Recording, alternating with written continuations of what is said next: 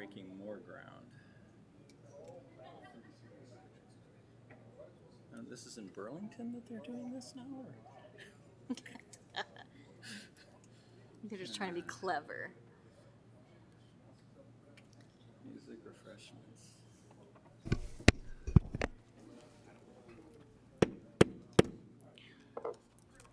Good afternoon, ladies and gentlemen. Welcome to the Committee of the Whole meeting for August 29th. As we begin, I would ask you to please silence your phones so that we can proceed without interruption. We have 35 items listed on the agenda today. Items 32 and 33 are reports. I have been asked to pull the following items: 5, 13, 17, 20, 22, 23, 24, 26, 28, 30, 31, 34, and 35.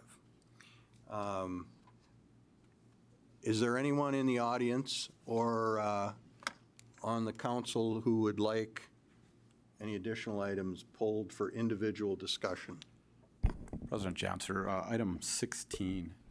16. Okay. Okay.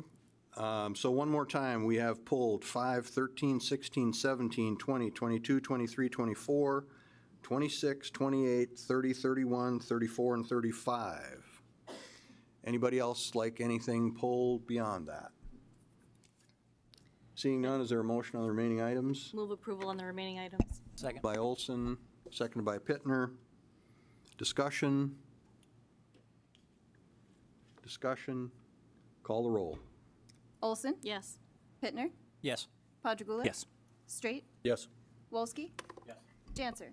Yes. Motion carried. That takes us to item 5, the final payment authorization for the Park South multifamily apartment complex. Is there a motion? Move approval. Moved by Olson. Second. Seconded by Straight. Discussion? Alderman Straight. Thank you, Chairman Janser. I'll be brief because I know we have a big agenda, but I did want to make one comment to Mr. Zakian, I guess, as we close this project out. I thought it was a great ribbon cutting, but I think that we could probably learn a lot from Mr. Walker and the staff there of what they went through renovating an old building. In particular, I think it's going to be insightful to have Mr. Walker's involvement moving forward, especially as we look at some downtown projects. And I would really like us to reach back out to Mr. Walker and their group and learn a little bit about what we did well, what we, from the city standpoint, could do better. I know that I sat in on some early meetings. We had some discussions about sprinkling old buildings and some of those challenges, but I think it would be helpful if we could gain a little insight from them as we move forward on this. So that was my comment, Mr. Janser. Thank you. Okay, any other discussion? Any other discussion? Seeing none, call the roll. Olson? Yes. Pittner? Yes. Padragula? Yes. Straight? Yes. Wolski? Yes. Janser? Yes. Motion carried. Item 13 is the purchase of an ADA compliant minivan and the sale of the existing van. Is there a motion? Move approval. Moved by Olson, Second. seconded by Straight. Discussion. Alderman Wolski. President Janser, thanks. Maybe a quick question. Do we have an agreement with Service Basin Transit in some form to provide services? If that's the case, I see Mr. Johnson stepping up. I think that's something I'd like for our council meeting on Monday night. So we'll start there and down if you got comments. Public Works Director. Mr. President, Alderman Olski, yes, we do have an agreement with Service Basin to provide ADA services for us. I'll certainly get you a copy of that. Okay. Continue. President Janser, just a comment related to this then. In terms of the city's practices, I guess my concern here is that we're using tax dollars to purchase this particular van, and this is not a comment on us providing this service. I think it's this type of service is essential in the community, and we need to find a way to continue providing it. My concern is that we, over the last few years, have also now required private enterprise and the cab companies to purchase and make available at all times a handicap accessible cab. And then we backfill and add competition in the marketplace, but we do not require service basin transit to be available at all times of the day. And so I think there might be just a little bit of hypocrisy in our policy and what we're requiring of private enterprise, but what we're not requiring in some senses of ourselves.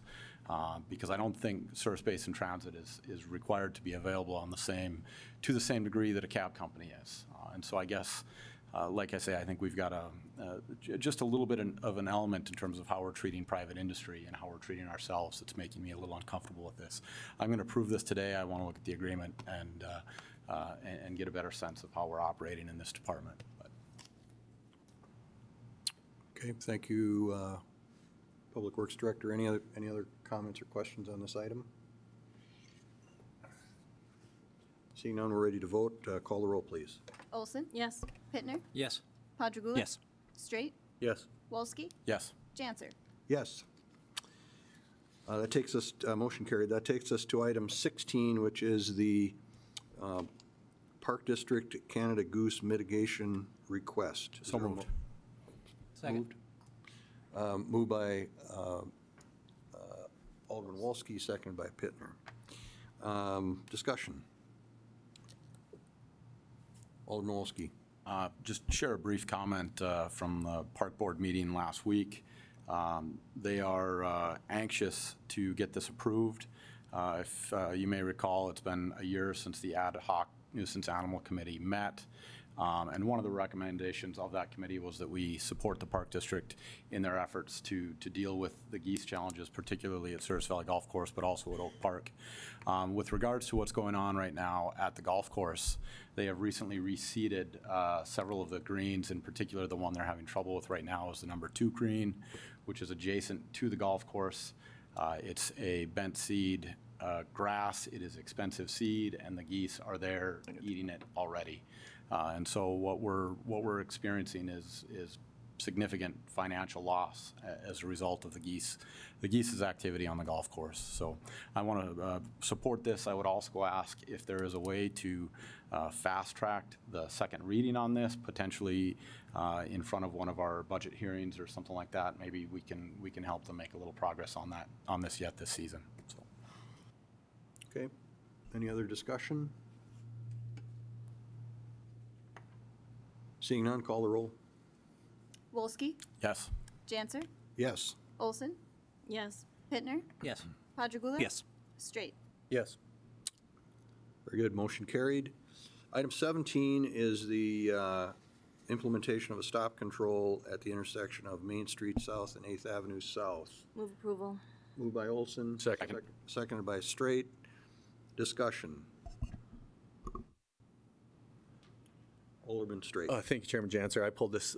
Mr. Meyer, can I ask you a quick question? I'm sorry, Lance, I didn't catch you prior to the meeting today, but I know at the top of the hill where this particular intersection is, there's probably some neighborhood complaints about a vehicle that's seemingly parked very close to the roadway. And for folks in the audience, the line of sight as you come to the intersection is pretty convoluted. There's no way for 2 vehicles to clear that intersection, so you end up waiting. Lance, can you maybe just speak to why moving from the yield sign to the stop sign, and what difference is it going to make if we can't move the vehicles away from the intersection? Certainly, Mr. President, Alderman Straight, when we look at intersection sight distances, we look for obstructions within the right-of-way, such as trees or fences or other natural features like that, or bad geometrics, the way that the street or the intersection might be laid out. Because cars may or may not be in that particular spot at one time, maybe a new resident moves in and they don't park their vehicle in the street, we generally don't base those sort of decisions on if a car may or may not be there. So what we looked at here, things to help those sight lines, by changing that sign from yield to stop, it reduces the sight distance triangle enough where the hedgerow is no longer within that sight triangle. So that's why we made the decision to change that. Gotcha. Thanks, Lance. Okay. Any further questions for the city engineer? Go ahead, Mr. Wolski. President Janser, thanks. Lance, I appreciate Alderman Straight bringing up the car that is often parked there. It is on what would be the north side of the 8th Avenue Main Street intersection. And I would agree on many occasions I've attempted to turn right heading north onto Main Street, and you meet another vehicle and there's no way to get by. So I don't know if it might be possible to move the parking area a little further to the north so it's not quite so close to that intersection. But I think I have noticed that as a hazard at that particular intersection. So I just wanted you to be aware of it. Mr. President, Alderman, if we think that there is an issue there, we can review that and we can propose a no parking ordinance on that side of the street. That is an option.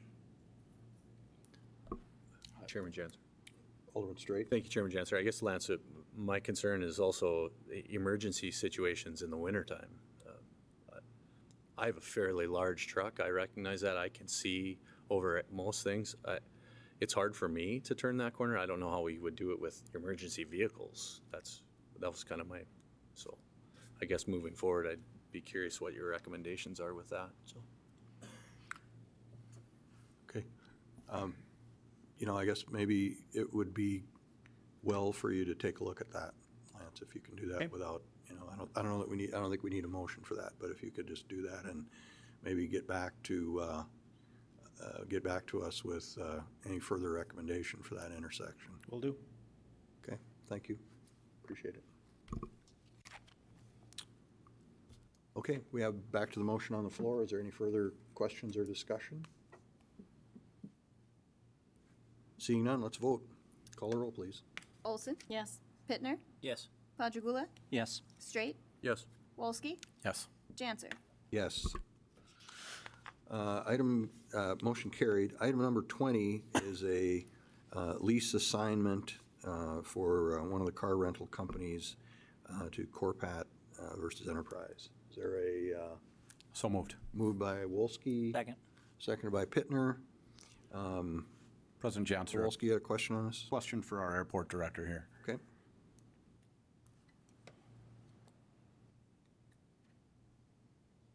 I think I know the answer to this, Rick, but I'd like to hear you kind of share your thoughts on it. But are these particular corporate brands going to continue to operate as they currently are, or are they going to be merged together to operate as a single brand?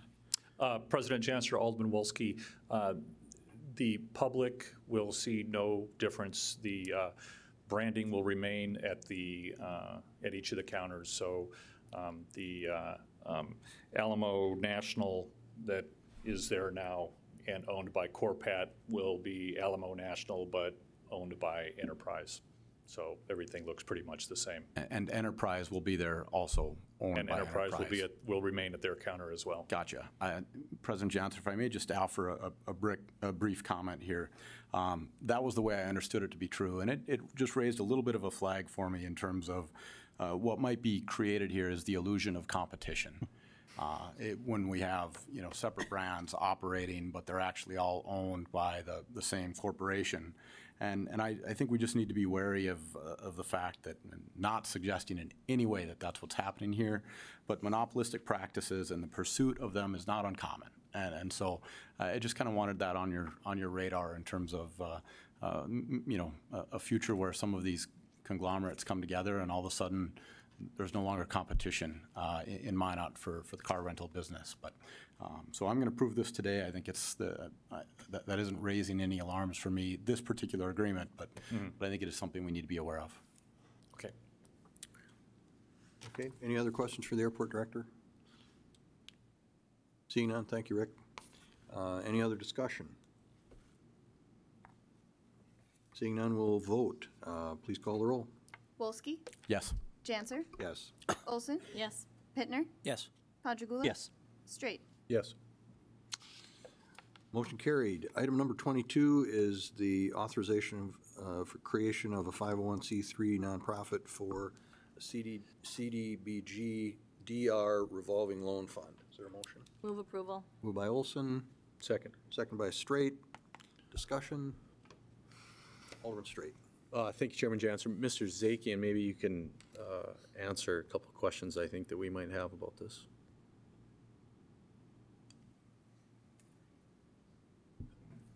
John, maybe you can talk first of how this came to be and why it came to be, as you added in our memo. But I guess my second question is the longevity of this. How is it going to continually be operated and maintained? That's one concern I have. Sure. President Janser, Alderman Straight. I'll answer the second part first, and then because that's easier. This is going to be a revolving loan fund, which means it's going to be self-perpetuating. This is very traditional. We're not doing anything that isn't done a lot elsewhere in the country with regular CDBG, Community Development Block Grant funds. A lot of entitlement grantees do this. It is designed to be perpetual, which means there'll be, every time someone pays back a loan, the interest will be kept for operating purposes, and the principal will then be reloaned out. And this can go on forever, as long as there continue to be funds available in terms of repayments. This will be in perpetuity. It's not to say that once the 501c3 is created, that there won't be other opportunities to pursue other potential federal grant programs that capitalize similar revolving loan funds, especially for small businesses. Bear in mind that a benefit from our having the entire downtown and the surrounding area, which includes all of the commercial areas that were adversely affected by the flood, is the Opportunity Zone. The Opportunity Zone in itself will ultimately be a benefit, but what that means is we now have a census tract that is eligible for a number of federal grant programs that the city or otherwise was not eligible for. So that's the long-term goal in terms of making this perpetual. It had been originally identified several months ago, and with the approval of this council, we approved a substantial amendment. We set aside $800,000 to go after the zombie homes, and it had become evident through discussions with the business community in the downtown and actually referrals of inquiring businesses from most of you on the city council that had interest in either expanding that had been affected by the flood or in locating in downtown Minot in space that had become vacant because of the flood. And it was an unmet need, which is a HUD requirement, identified in Allocation 1 action plan. That was that there needed to be assistance provided long-term to sustain growth in the downtown among especially the small business sector. So the $800,000 was approved as part of the substantial amendment by HUD. The next step in the process was to explore the most feasible option. There are usually only two ways to do this. The predominant way that community development block grant entitlement cities follow is to create a 501c3 or partner with an existing one within the city. I will say that part of the due diligence, which you would encourage me to do, is I have done extensive research. There are no 501c3s physically operating in this city that have the authority or ability to carry out economic development activities, including especially like revolving loan funds. Now, it's not to say, I'm talking specifically in terms of specific activities like revolving loan funds, which require a 501c3. Obviously, we have some really good, robust, successful nonprofit corporations in Minot, serving Minot and promoting economic development in various ways, but they're all 501c6s. And because it's a long agenda, I will not belabor the fact, although someday I'd be glad to talk to you all about the nuances and differences between the different 501cs. But 501c6s have specific targeted activities they can carry out. 501c3s have far broader scope and activities they can carry out. The other option is for a city to run it itself. Very few cities do that for a number of reasons. It becomes cumbersome because then you have to get involved in the underwriting of these loans. You have to do due diligence on the loans. There's a question of liability on these loans. By creating a 501c3 as an economic development entity specifically targeting and delivering small business revolving loan funds, or is what they call a non-traditional lender. All of that activity, obligation, and responsibility and liability is moved away from the city completely. It's an arm's length relationship and becomes the responsibility of the new 501c3. I would also point out, in case this does come up, even if you don't ask me, and I'm not being facetious, the total cost, if you greenlight this next week, the total cost for establishing the 501c3 will be under $100. Alderman Straight, continue. I appreciate that, John. I guess I'm glad we're starting something new. I'm already thinking long-term management, maintenance, longevity of it. Who's managing it? Who's operating it? That was part of the question. So, recognizing that you might handle this in the short term, but we are going to need, your position here is going to be, are you going to stick around after the NDR fund's exhausted, John? And then we're going to have a conversation. So it's just a long-term thought for us as we think about costs and how we budget and manage something. So that's why I wanted to ask. President Janser, Alderman Straight, that is a good point. I will point out that there's a second piece to this item. They are not structured per se based on how they are framed to actually take on the direct role, but the Service Basin Planning Council does have expertise on staff. So as an initial step, it is envisioned that we will engage them through the 501c3, but this will come back to, I want to, for the record, make it clear, not only to you, but for the public, that if you greenlight this going forward, there'll be two additional steps that'll come back to the City Council for approval. One is we accrete the 501c3, and then we do a very clearly defined subrecipient agreement with the 501c3, spelling out the scope and responsibilities for them receiving this $800,000. We will also come back with an expanded, remember, right now we do have a modest subrecipient agreement already in place with the Service Basin Planning Council. We will negotiate and expand that, and again, their roles and responsibilities will be defined in that. I have already had conversations with the council, and they understand the initial steps, but sharing your concern, Alderman Straight, we've already begun discussions in terms of long-term, taking steps to make sure this is long-term sustainable. Alderman Straight, continue. Chairman Janser, just one more. I guess, John, as we think about that and we review, some of the findings of IEDC, and we all clearly have opinions on it, I'm very concerned about the oversight of watching how those funds are spent and our involvement as the council. I don't want to find ourselves in a situation where we have another city council member with another responsibility sitting on another board trying to evaluate when we would probably at the end of the day be reviewing these as well. So please be mindful of that as you set this up. President Janser, Alderman Straight, on that, I appreciate that concern. I don't envision that having to happen in this case because it will become a staff responsibility, but not necessarily a council responsibility. And that why we will have a very clearly defined, articulated subrecipient agreement. And then it'll become our responsibility to make sure that the compliance inside the subrecipient agreement is adhered to by the 501c3. Thanks, John.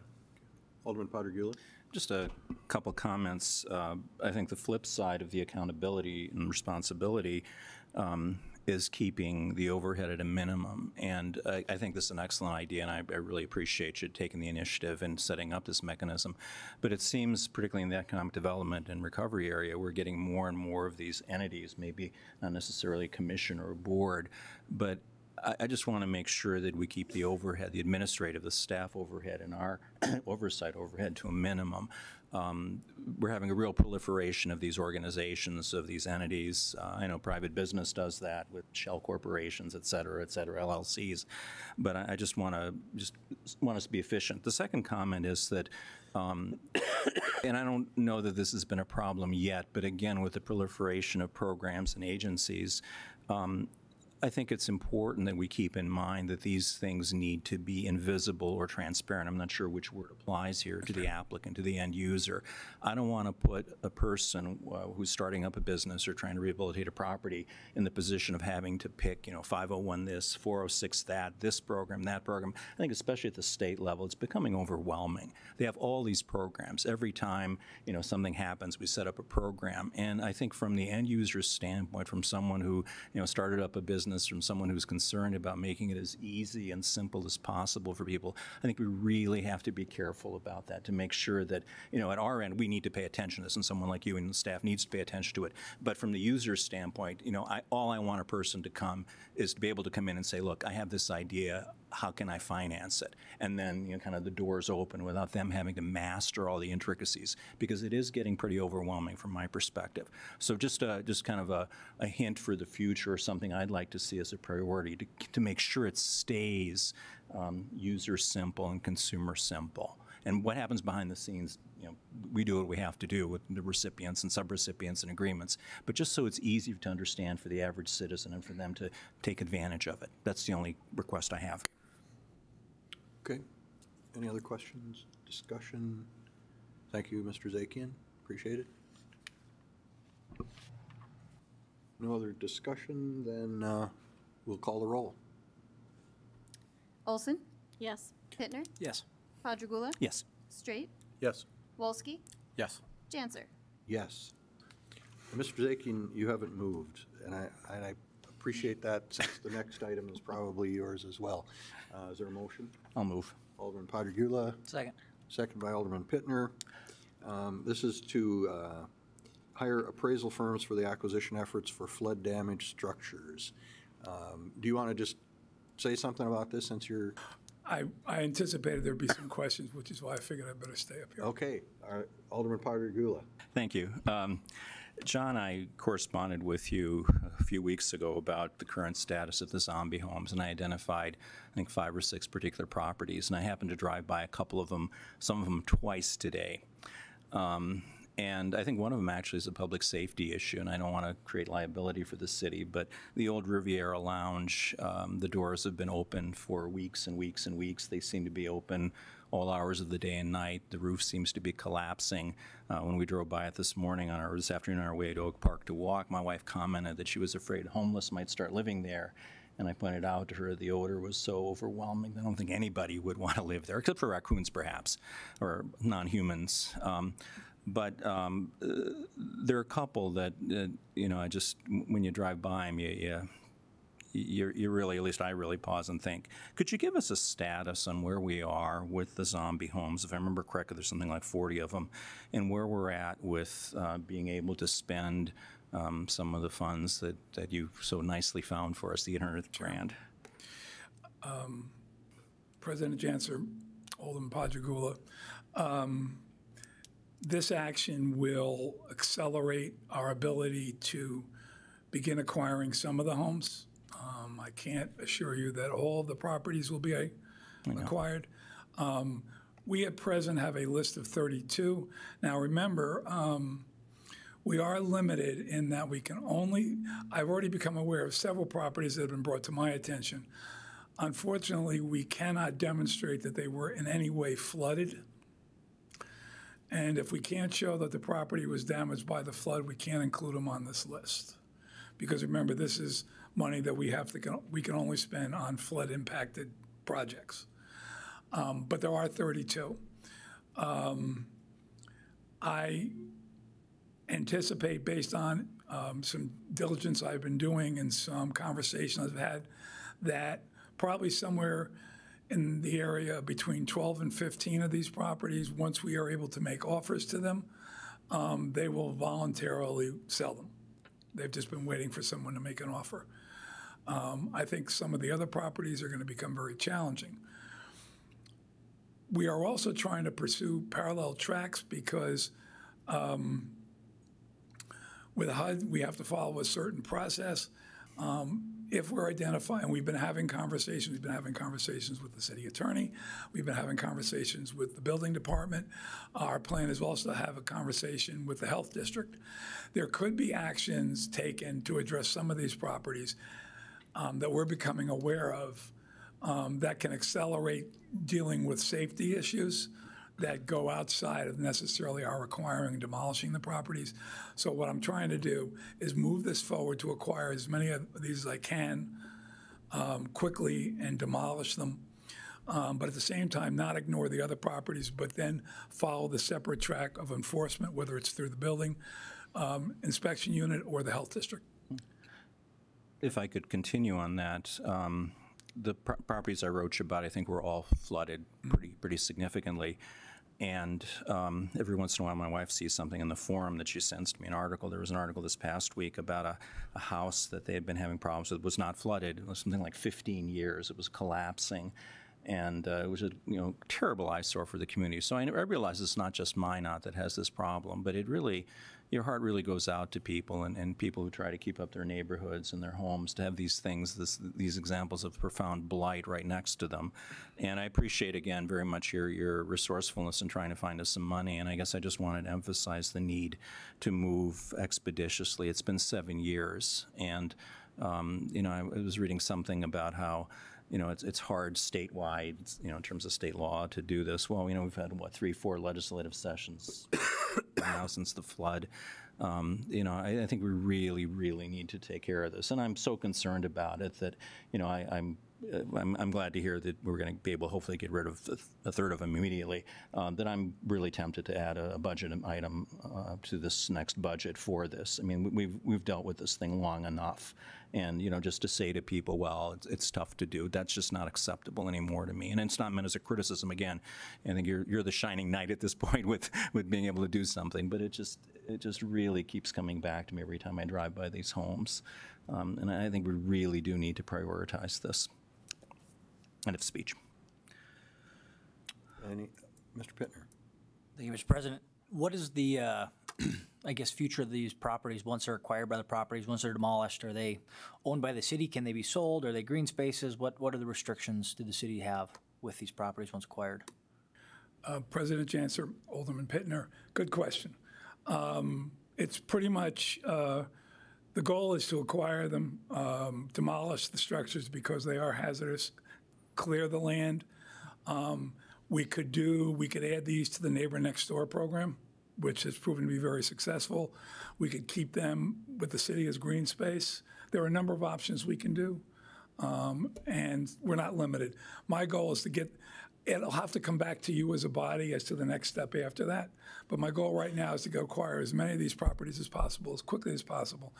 By the way, you can hold me to this. My goal, again, if you approve this next week, my goal is to have offers to all the property owners before the middle of October. I'm really trying to be ambitious and aggressive on this. But again, once we've acquired the properties, we'll come back to you with recommendations. Okay. Follow up. So can these properties be sold at once acquired with these funds? Are they able to be sold, put up for public auction?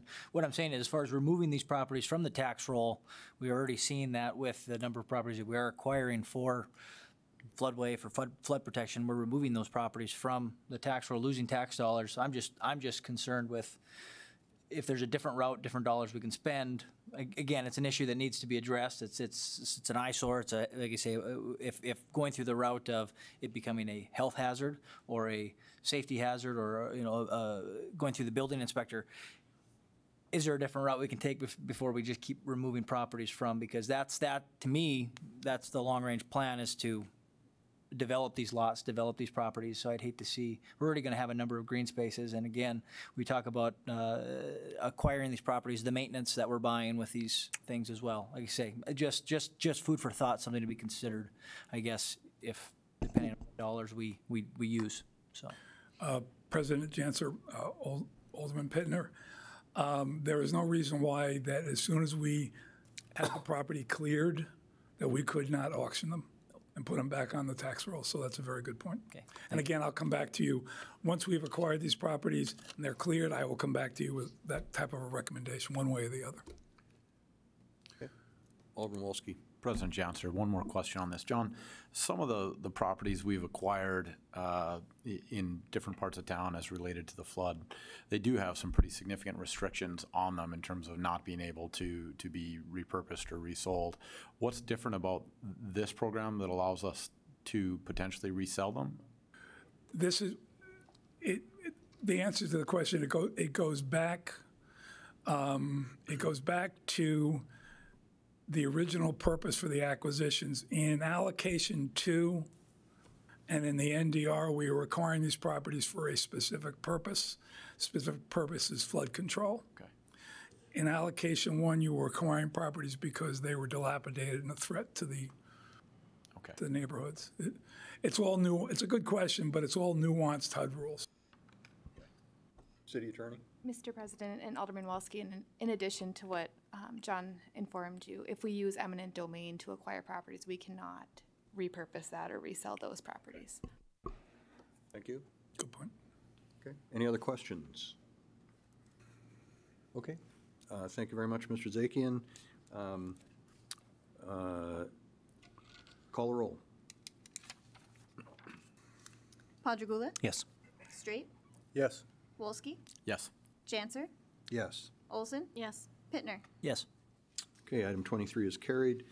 Item 24, CDBG DR and CDBG NDR contract performance guidelines. Move. Second. I'm sorry, who was it? Move. Padragula and seconded by Wolski. Discussion. Alderman Padragula. I wanted to compliment Mr. Zakian on this very nice, understandable list of performance guidelines. It was remarkably free of bureaucraties and jargon and the kind of stuff we have to put up with in terms of our contracts with the federal government, and I mean that very sincerely. I think it was very much to the point. I also very much like the proactive nature that we're trying to learn from the mistakes we've made in the past and look forward in a positive sense to greater accountability, and I think these 3 pages of guidelines are an important step in that direction. I did want to add a couple of suggestions to what we want to be looking at least what I think we should be looking at in terms of performance guidelines. And I like the idea of measurability and periodic checking and performance and taking steps to assure that performance is online, is on target. In terms of the vetting process, the proposed policy outlines several steps. One of them I'd like to see in terms of improved vetting of candidates. I'd like to actually see a criminal background check on these people. It doesn't cost very much money, but I think that would give me an extra measure of safety. I think something to the effect of requiring the kind of due diligence, the formal, quote, due diligence in the legal sense that lawyers refer to and banks would, for example, conduct when they're giving a significant loan to somebody. And finally, asking for 3 references, not just 2 or 3. If we're going to be passing through significant federal funds and our own funds, I think we need to have hold contractors and other parties to a high standard. And the final thing there I'm concerned about is, I'm sure we have something in our city ordinances and policies, and I know with the individual contracts we have conflict of interest statements, but that's something I'd like us to look at a little bit more carefully, because I keep running into people who tell me things that I guess I'm not really sure I want to hear. About how deals in the past were made based on favoritism or personal acquaintanceships and things like that. And it's water over the dam or under the bridge, or whatever the expression is. But I really think we need to strengthen our conflict of interest policies, and I think this becomes particularly an issue given the IEDC recommendations and the direction I think we may be moving in terms of allocating our economic development funds more toward growing local businesses. That's been a perennial concern of people, that these funds, that there not be graft, there not be corruption, there not be cronyism and favoritism. And I think when you're starting to talk about dispensing money to businesses and individuals that are already in the community, the small size of our community makes that a significant issue, a significant potential problem. It's not as much of an issue, if we try to bring some big organization or outside company into Minot. But if we're going to be talking about spreading the money amongst ourselves, in a sense, I think we have to be very, very careful here. And I want us to be above suspicion. I want us to be like Caesar's wife. So I'm very comfortable with the proposed policy. I'd respectfully suggest those 3 changes about the references, the due diligence requirement, and criminal background check. And I also would suggest us looking very carefully to make sure we have a strong conflict of interest policy. And perhaps this again can be the template for whatever we do in the IEDC recommendation area, because that's always going to be an issue. It doesn't reflect negatively on us. It's just the nature of communities. People know each other. There are networks. And I want us to be above reproach. I don't want this to be an issue because I think it really undermines confidence in those economic development activities, in those recovery activities, and also more generally, I think, in government. If people get the sense that this is somehow cooked up in some back room or somebody gave somebody a contract because they were friends with them, that is poisonous to the whole governmental enterprise.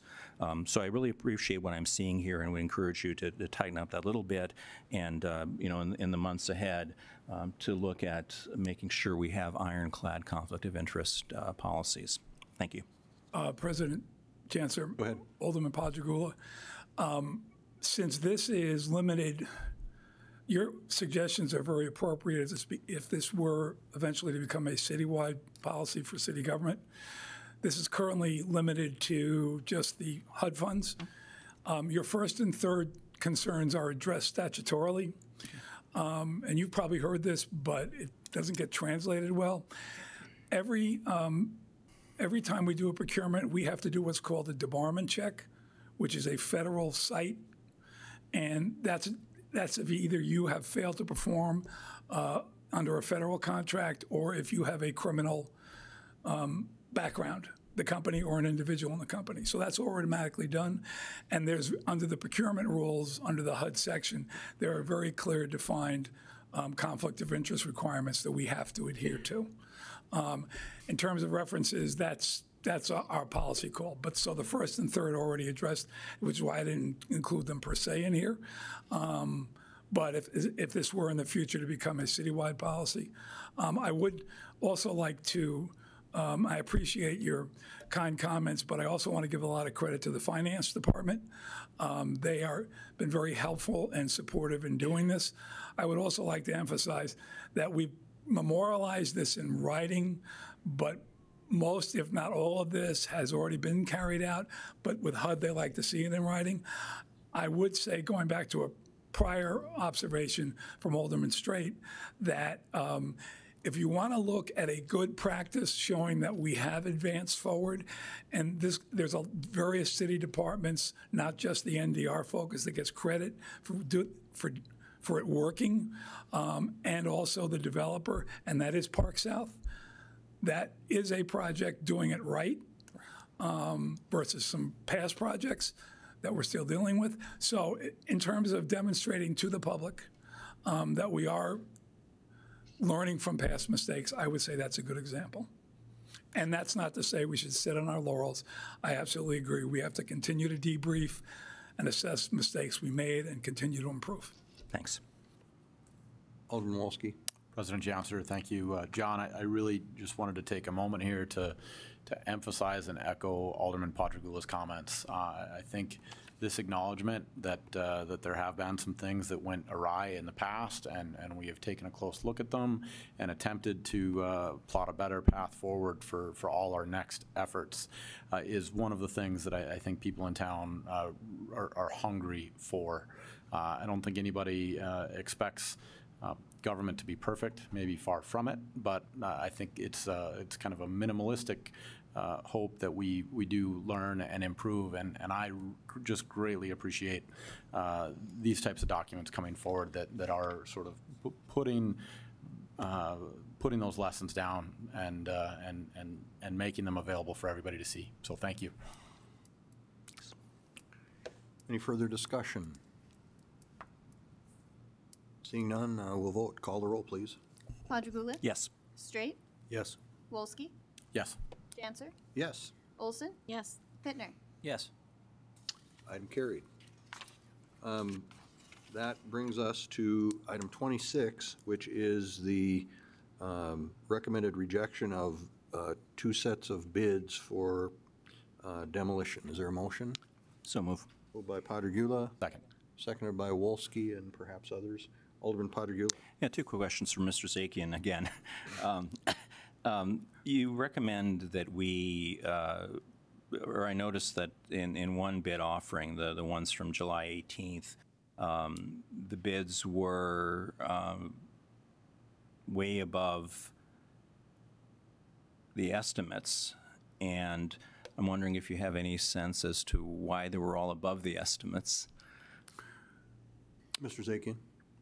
President Janser, Alderman Pajagula, let me caveat what I'm going to say by pointing out that, as you've heard me say repeatedly, HUD rules are very clear, but HUD rules also say, adhere and respect to, state laws, local laws. In the case of bids, state law allows the city to reject all bids for no reason. So that's in the context of this recommendation. In a broader regard, I would be glad to talk about the overall approach in terms as we go forward in terms of pursuing contracts and getting the best price. HUD really scrutinizes all grantees in terms of their engaging in contractual work. And what they constantly look for is evidence that you are making every possible effort to get the lowest possible quality price for all costs related to their grants. And that means constantly assessing and reassessing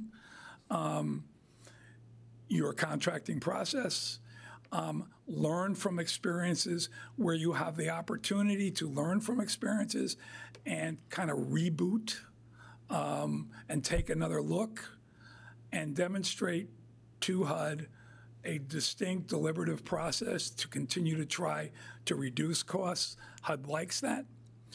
In the case of both these bids, I'm going to use a HUD term. We are not faced with any exigent circumstances in these bids. So under the necessary and reasonable, we have no requirement to pursue these bids and to award a contract. Exigent circumstances in the case of these projects would be, for instance, if these properties, or any properties, were in the path of an already approved flood control project and they needed to be moved out of the way to not hinder the progress of that flood control project, then that would be an urgent need to move forward. In the case of these 4 properties, each individually bid, there are no exigent circumstances. These properties are not needed, probably will not be needed for quite a while. So there is no urgency in demolishing these properties. So if I understand correctly, even though they're below the estimates, there's no need to spend the money now, is that you're saying? That helps. The second concern I had was that the other bid date from August 17th, all of the bids are significantly below estimate, and yet we're rejecting them all. So I guess that you answered this current question previously. What I would say is that, as an observation, HUD's guidance says to us on all procurements that we have to, and you've heard me say this ad nauseum, but it's worth repeating, we have to follow necessary and reasonable. It is in all elements of a procurement. So not only is it actual bids, but it's also estimates. It's also the number of bidders. There are a number of factors that you have to weigh. And when you don't have to rush into a project, and of course, as I pointed out, the North Dakota law allows us to just reject bids, then sometimes it's just prudent to reboot. Okay. And that's what we're going to do. Thank you. Okay. Alderman Straight. Thank you, Chairman Janser. Mr. Zakian, if this is put off, I'm also concerned about, are we going to have to pay for a second engineer's estimate to be completed in 2019? President Janser, Alderman Straight, this is all built in as part of the normal process under CDM Smith. We're using their engineer, so it's all part of the process. So will it have to be done again, or are we just going to carry these figures over to 2019? Each time you do a bid, you have to have an engineer's estimate, but it's not really costly for us. Okay. Alderman Wolski. John, thank you. This was one where I glanced at it very quickly. A large agenda today. Not every item got the same level of scrutiny, but the expectation is that this will be rebid next year. There's nothing, or what's your expected time frame on the rebidding? My expectation is it does not necessarily have to be next year. Again, in general terms, to answer your question, HUD expects us to view the best time in terms, again, getting best costs. HUD views, HUD would like to see grantees, if they can, time bids during a year when it would be potentially most conducive to getting the best prices. As an example, when you're in a downtime and there isn't a lot of work going on, sometimes, especially in the overall construction industry, sometimes it's better on the public side to bid during those downtimes because they're not busy.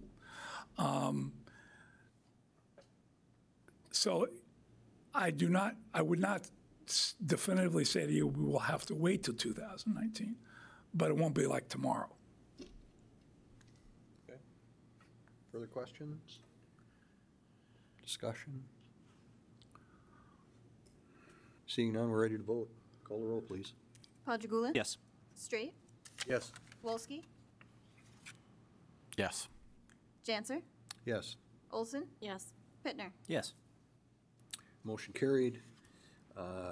Brings us to item 28. I think I can sit down now. Yeah, I don't think this is you. Item 28, which is the CP Rail Main Street Crossing upgrade. So moved. Second. Moved by Wolski, seconded by Padragula. Discussion. Alderman Wolski. Brief comment here, President Janser. I'm going to support this. I think there's a good cost share agreement here with the state, and I also want to add as a requirement to eventually seeing a quiet zone realized in downtown Minot.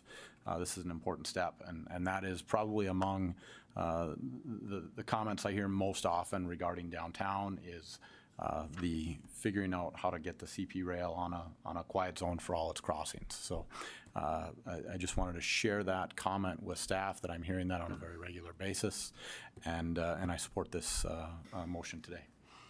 Alderman Padragula. Following up on that, I wanted to echo Alderman Wolski's comment and emphasize that my most important constituent, my wife, regularly brings up the noise we hear, and she sympathizes. We live a couple miles away from the railroad, and she sympathizes very much for the people who live downtown and want to do business downtown. And now I think with the gathering space, it'll become more of an issue.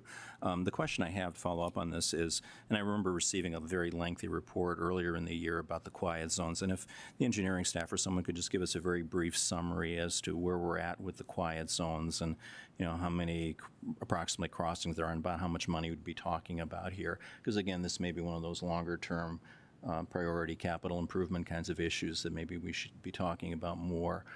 So, what are we talking about here in terms of implementing full quiet zones? Mr. President, Alderman Padragula, we're looking at probably a couple $1 million to start. I'm sorry? About a couple $1 million to start. To do it or to study? I'm sorry, I didn't hear you. To start. So we have a few different areas of quiet zones throughout Minot. So if you're going to do downtown, then you're almost forced to do the CP tracks at 8th Avenue and then 9th Street because they're all in that same corridor. And because of the noise level of the horn, if you do one but not the other, it doesn't really matter. There's some pretty significant challenges with the ones downtown. And one of the largest funding hurdles that we have to work through is most of the rail signals on CP's line through Minot do not have constant warning time. Those improvements alone are about, depending on the crossing, about $250,000 to $300,000 per intersection. And so there's, we did 2 of them. I think there's 3 left after this. And so the state will allocate dollars towards this as funding becomes available. In this case, we were told late, that's why it wasn't in the budget, and the state apologizes for that, so we brought it forward. But they did have funding available for Minot for this crossing. So if we don't go forward, the funding goes to somebody else. A few years ago, I think it was it'd be the 13th legislative session, the state had a program that they funded through the DOT to help cities implement quiet zones. So Minot, Medora, and Bismarck took part of that. And I think we had about $250,000 dedicated to Minot, and you can apply up to, I think, $75,000 per crossing. So the Maple Street, the golf course, and some other ones, we took care of the BNSF crossings with that grant. So in the end, I think that project cost us a couple $100,000, and we eliminated 75% of the train horns in Minot. Following up on that, if I could just clarify to make sure I understand this. So you're saying to make a significant dent in the noise issue would cost a couple $1 million, and that's a couple million out of our pockets directly. And then the second thing you're saying, make sure I understand this correctly, is that a significant part of the funding, of the overall funding, comes from the state, and the state right now isn't prioritizing, doesn't have a program available.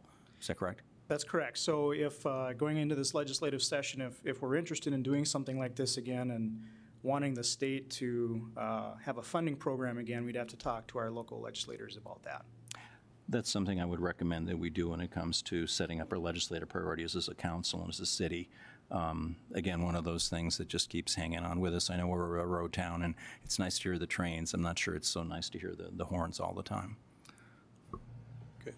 Any other questions? Alderman Wolski had something? I would just share that I think, you know, what we're talking about here in terms of a state program is we're talking about engaging our legislators to take this up in Bismarck.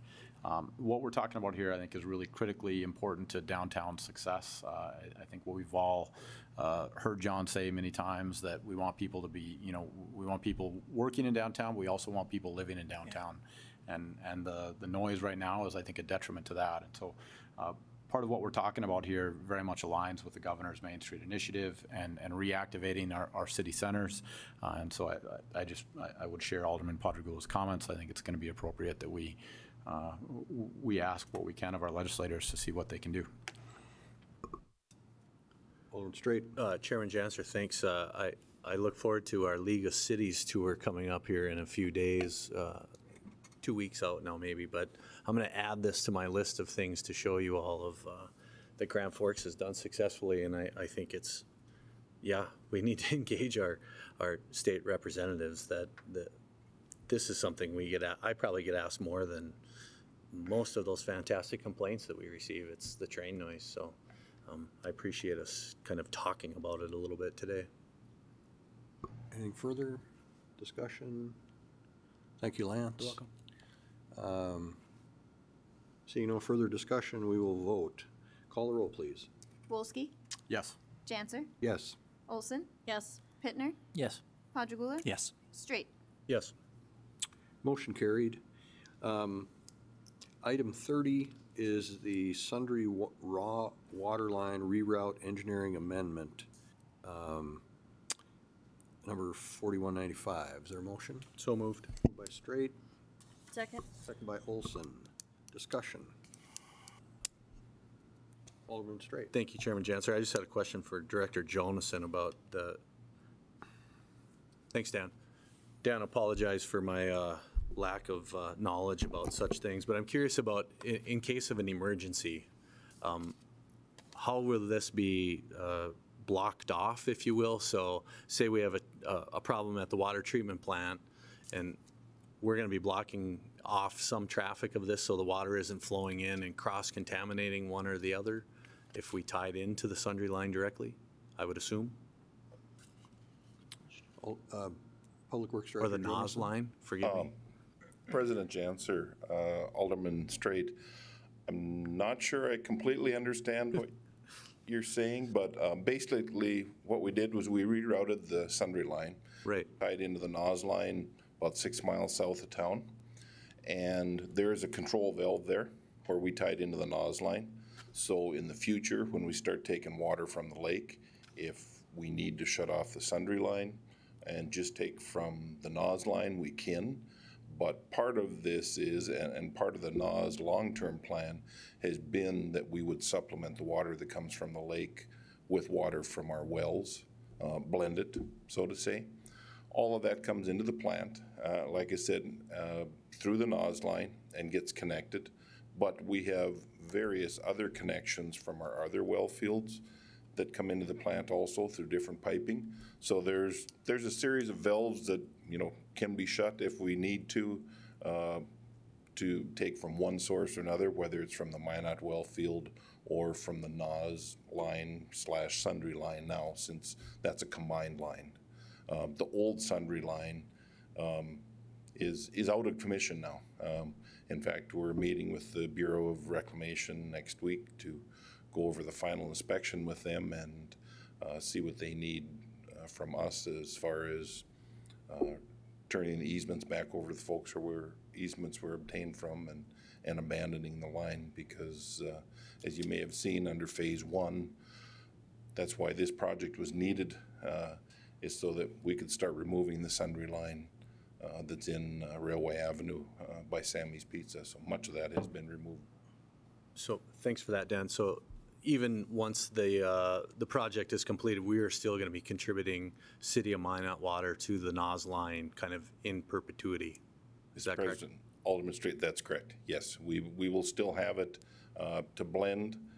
And one of the reasons is because the water that comes from the lake is it's going to be treated at the biota plant, so all it'll need is the softening, but you need some chemicals or minerals in there to help with the softening process, to speed up the softening process. So we'll blend raw water with that. And also, if we ever have any issues with not being able to get water from the lake intake or something going down, we can still use our well fields in the Minot Aquifer and the Sundry Aquifer. And likewise, if we have issues with our well fields, you know, we can shut them off and take water just from the lake. So it's some redundancy built in. But like I said, in accordance to the EIS, we will still utilize our water source also. Thanks, Dan. Okay. Any other questions for the Public Works Director? I'm seeing none. Any discussion? In that case, we'll vote. Call the roll, please. Straight, Yes. Wolski, Yes. Janser, Yes. Olson, Yes. Pittner, Yes. Padragula. Yes. Motion carried. That brings us to item 31, the Ann Street Bridge Condition Analysis. Motion Move approval. moved by Olson, Second. seconded by Pittner. Discussion. Mr. Jonason is coming forward. I'm not sure who pulled this, I guess. Alderman Wolski, did you pull it? Or I do we did. have- In part, Dan, it looked like you had a presentation or something like that. I thought I saw some pictures at the front of the meeting, so. Mr. President, Alderman Wolski, I do have some pictures that we've taken of the bridge. If, in fact, Derek just brought them up there, if you'd like to see any of them. But I would like to add in my recommendation, we had identified funding for this engineering coming from sales tax, major projects, major process. Since then, Mr. Zakian came to me and notified me that there's actually funding available from the CDBG allocations. So we could utilize that and save on our sales tax dollars for something else. If the committee would do so, I would Probably be a recommend good that we do plan. that. Does the maker of the motion want to change that? Olson, Yes. Yes. Yes. And Mr. Pittner? You I second it. agreeable to that? Okay, so the change then is to for the source of funds is to the CDBG 2 second allocation. Second allocation or first? Okay. Second allocation, Okay. yes. Okay, so everybody clear on the motion now as we've sort of changed it along here? Okay, and we're seeing pictures of the bridge and what's below it. Mr. President, just going through some of these real quickly. The Ann Street Bridge, like I said, it's still safe. You know, we don't want to scare everybody, but there are some issues that need to be corrected, and they're beyond the expertise of my staff and the equipment that we have to do this, because a lot of this work is either over the railroad tracks or over the river, and involves a lot of work. If you took a look at some of the prior reports that were done, back in 2001, they recommended that a lot of these uprights and stringers be replaced, and due to funding, they never were. Right now, we're at a point that if you look at the planks that you walk on, a lot of them go get nailed into a beam that is fastened to a metal I-beam in much of the bridge, or just part of a wood truss. And those are getting to be into a shape that there's nothing to nail into anymore. You know, you have to use like a 60D spike to get down into these, and there's nothing there. The wood is rotting out. So we're having a very difficult time replacing these boards because there's nothing to fasten them into. In addition, if you look at the railing posts, they're getting in very tough shape. Nothing to fasten into on them. They're starting to deteriorate. So that's why we brought this recommendation forward.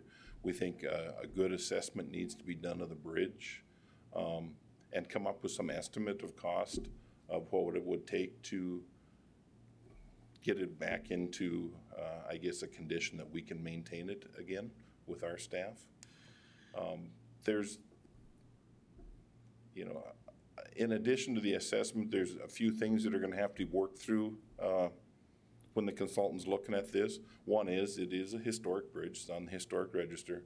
So there's going to have to be a lot of coordination with the State Historical Society to see exactly what they will allow as far as replacement materials, if it's going to have to be the same, or if they will allow, you know, something else better, you know, that wouldn't have more longevity without altering, I guess, the basic structure of the bridge and the look of the bridge. And then there's also the agreement with BNSF that is a little cloudy. You know, it can be interpreted a lot of different ways if you read some of the language when it talks about replacement of the bridge and whether they will actually allow it or not. We would argue that this isn't replacement, it is maintenance, so it should be allowed. Therefore, we should be able to go ahead and do the work. But like I said, there's a lot of interpretation in those agreements. I'm sure different people are going to.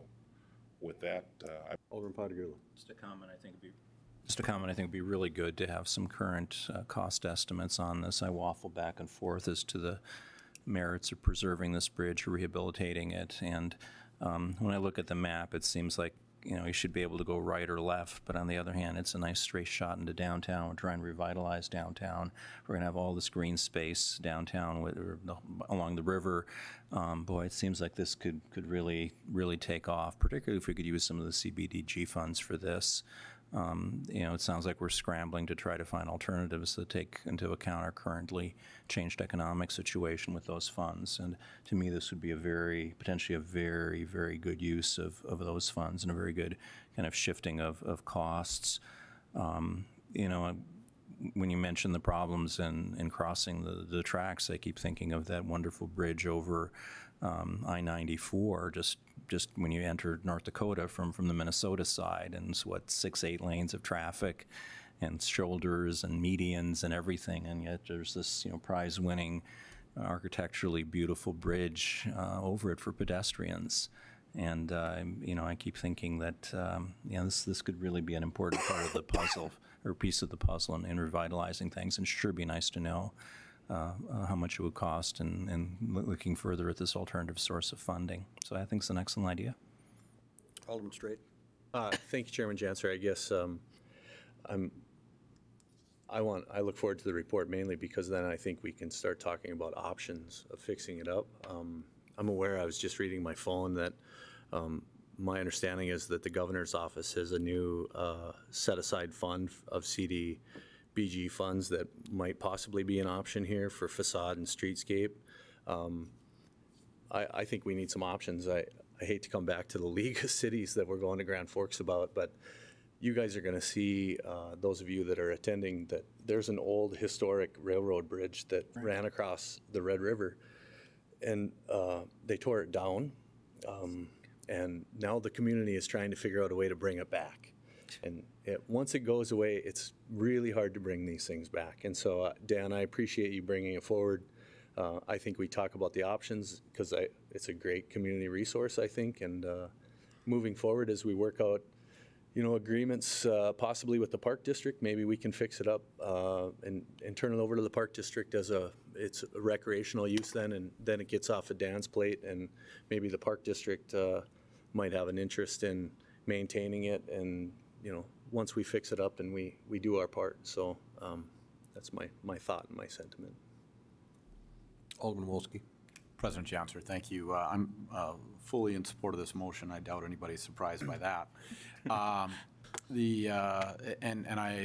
in particular, appreciate the use of the CDBG allocation to fund this particular study. With regards to the bridge's future, I guess the study will tell us exactly what we're looking at. But this structure has been a part of Minot since I think 1908, somewhere in there. We're well over 100 years. I think as this comes to play, we'll have to keep our eye out for a number of different sources that may be available for funding the particular work when we get to that point. I noticed in reading through the railroads report from back in 2001, they were already in the process of starting to identify funding that would have been available had they been a major party to that process and that work at that time. I know we've talked about the safe routes to schools in terms of what's happening in downtown with Central Campus. Also McKinley School, I have witnessed many times kids using that particular structure for commuting back and forth to school. So I think there are funding sources out there, and it's the first step is getting an assessment of what we're going to need. And then I think there's going to be an important part too in taking a look at what the bridge can be more than just a transit piece or infrastructure piece. There's a remarkable amount of history there. There was a remarkable amount of history that stood just below it. I think there's probably also a future where maybe BNSF doesn't have quite the presence it has on the north side of the tracks. I think as flood protection evolves a little bit, maybe there's a future where that entire stretch of land can get repurposed and better used and enjoyed by the public directly adjacent to the river, directly adjacent to downtown. In that case, I can again see this bridge being a really vital piece of infrastructure to connect us to that chunk of land, and it's a pretty big chunk of land. So with that, I'll let this go, and I support this motion today. Thank you. Okay, any further discussion? Thank you, Dan. Seeing no further discussion, we'll go ahead and vote. Call the roll, please. Olson? Yes. Pittner? Yes. Padragula? Yes. Straight? Yes. Wolski? Yes. Janser? Yes. Motion carried. That brings us to item 32, which is part of your packet.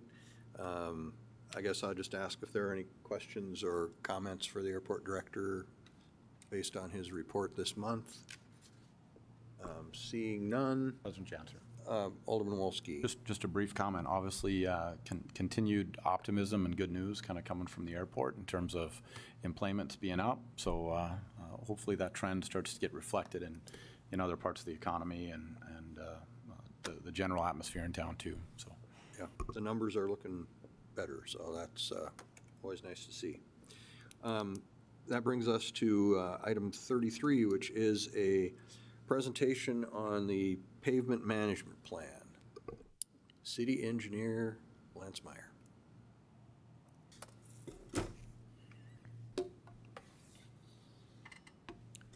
Mr. President, members of the council, before I get started, I broke our drawer. There we got it. I wanted to take this time to thank one of our staff members. This is Dave Wickey's last meeting with us as Assistant City Engineer. He has recently been hired by the City of Williston to be their new city engineer. So congratulations to him. That's quite the promotion. And we'll be missing him here at the city. We have several major engineering positions open now. So if you know someone that wants to be an assistant city engineer, a traffic engineer, or project manager, send them my way. With that, pavement management. So I'll try to make this as interesting as I can. I can guarantee it'll be more interesting than CDBG.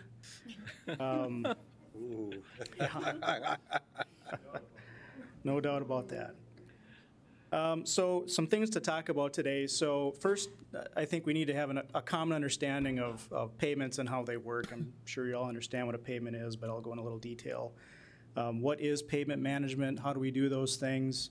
What's our current financing with our current programs? How do those work?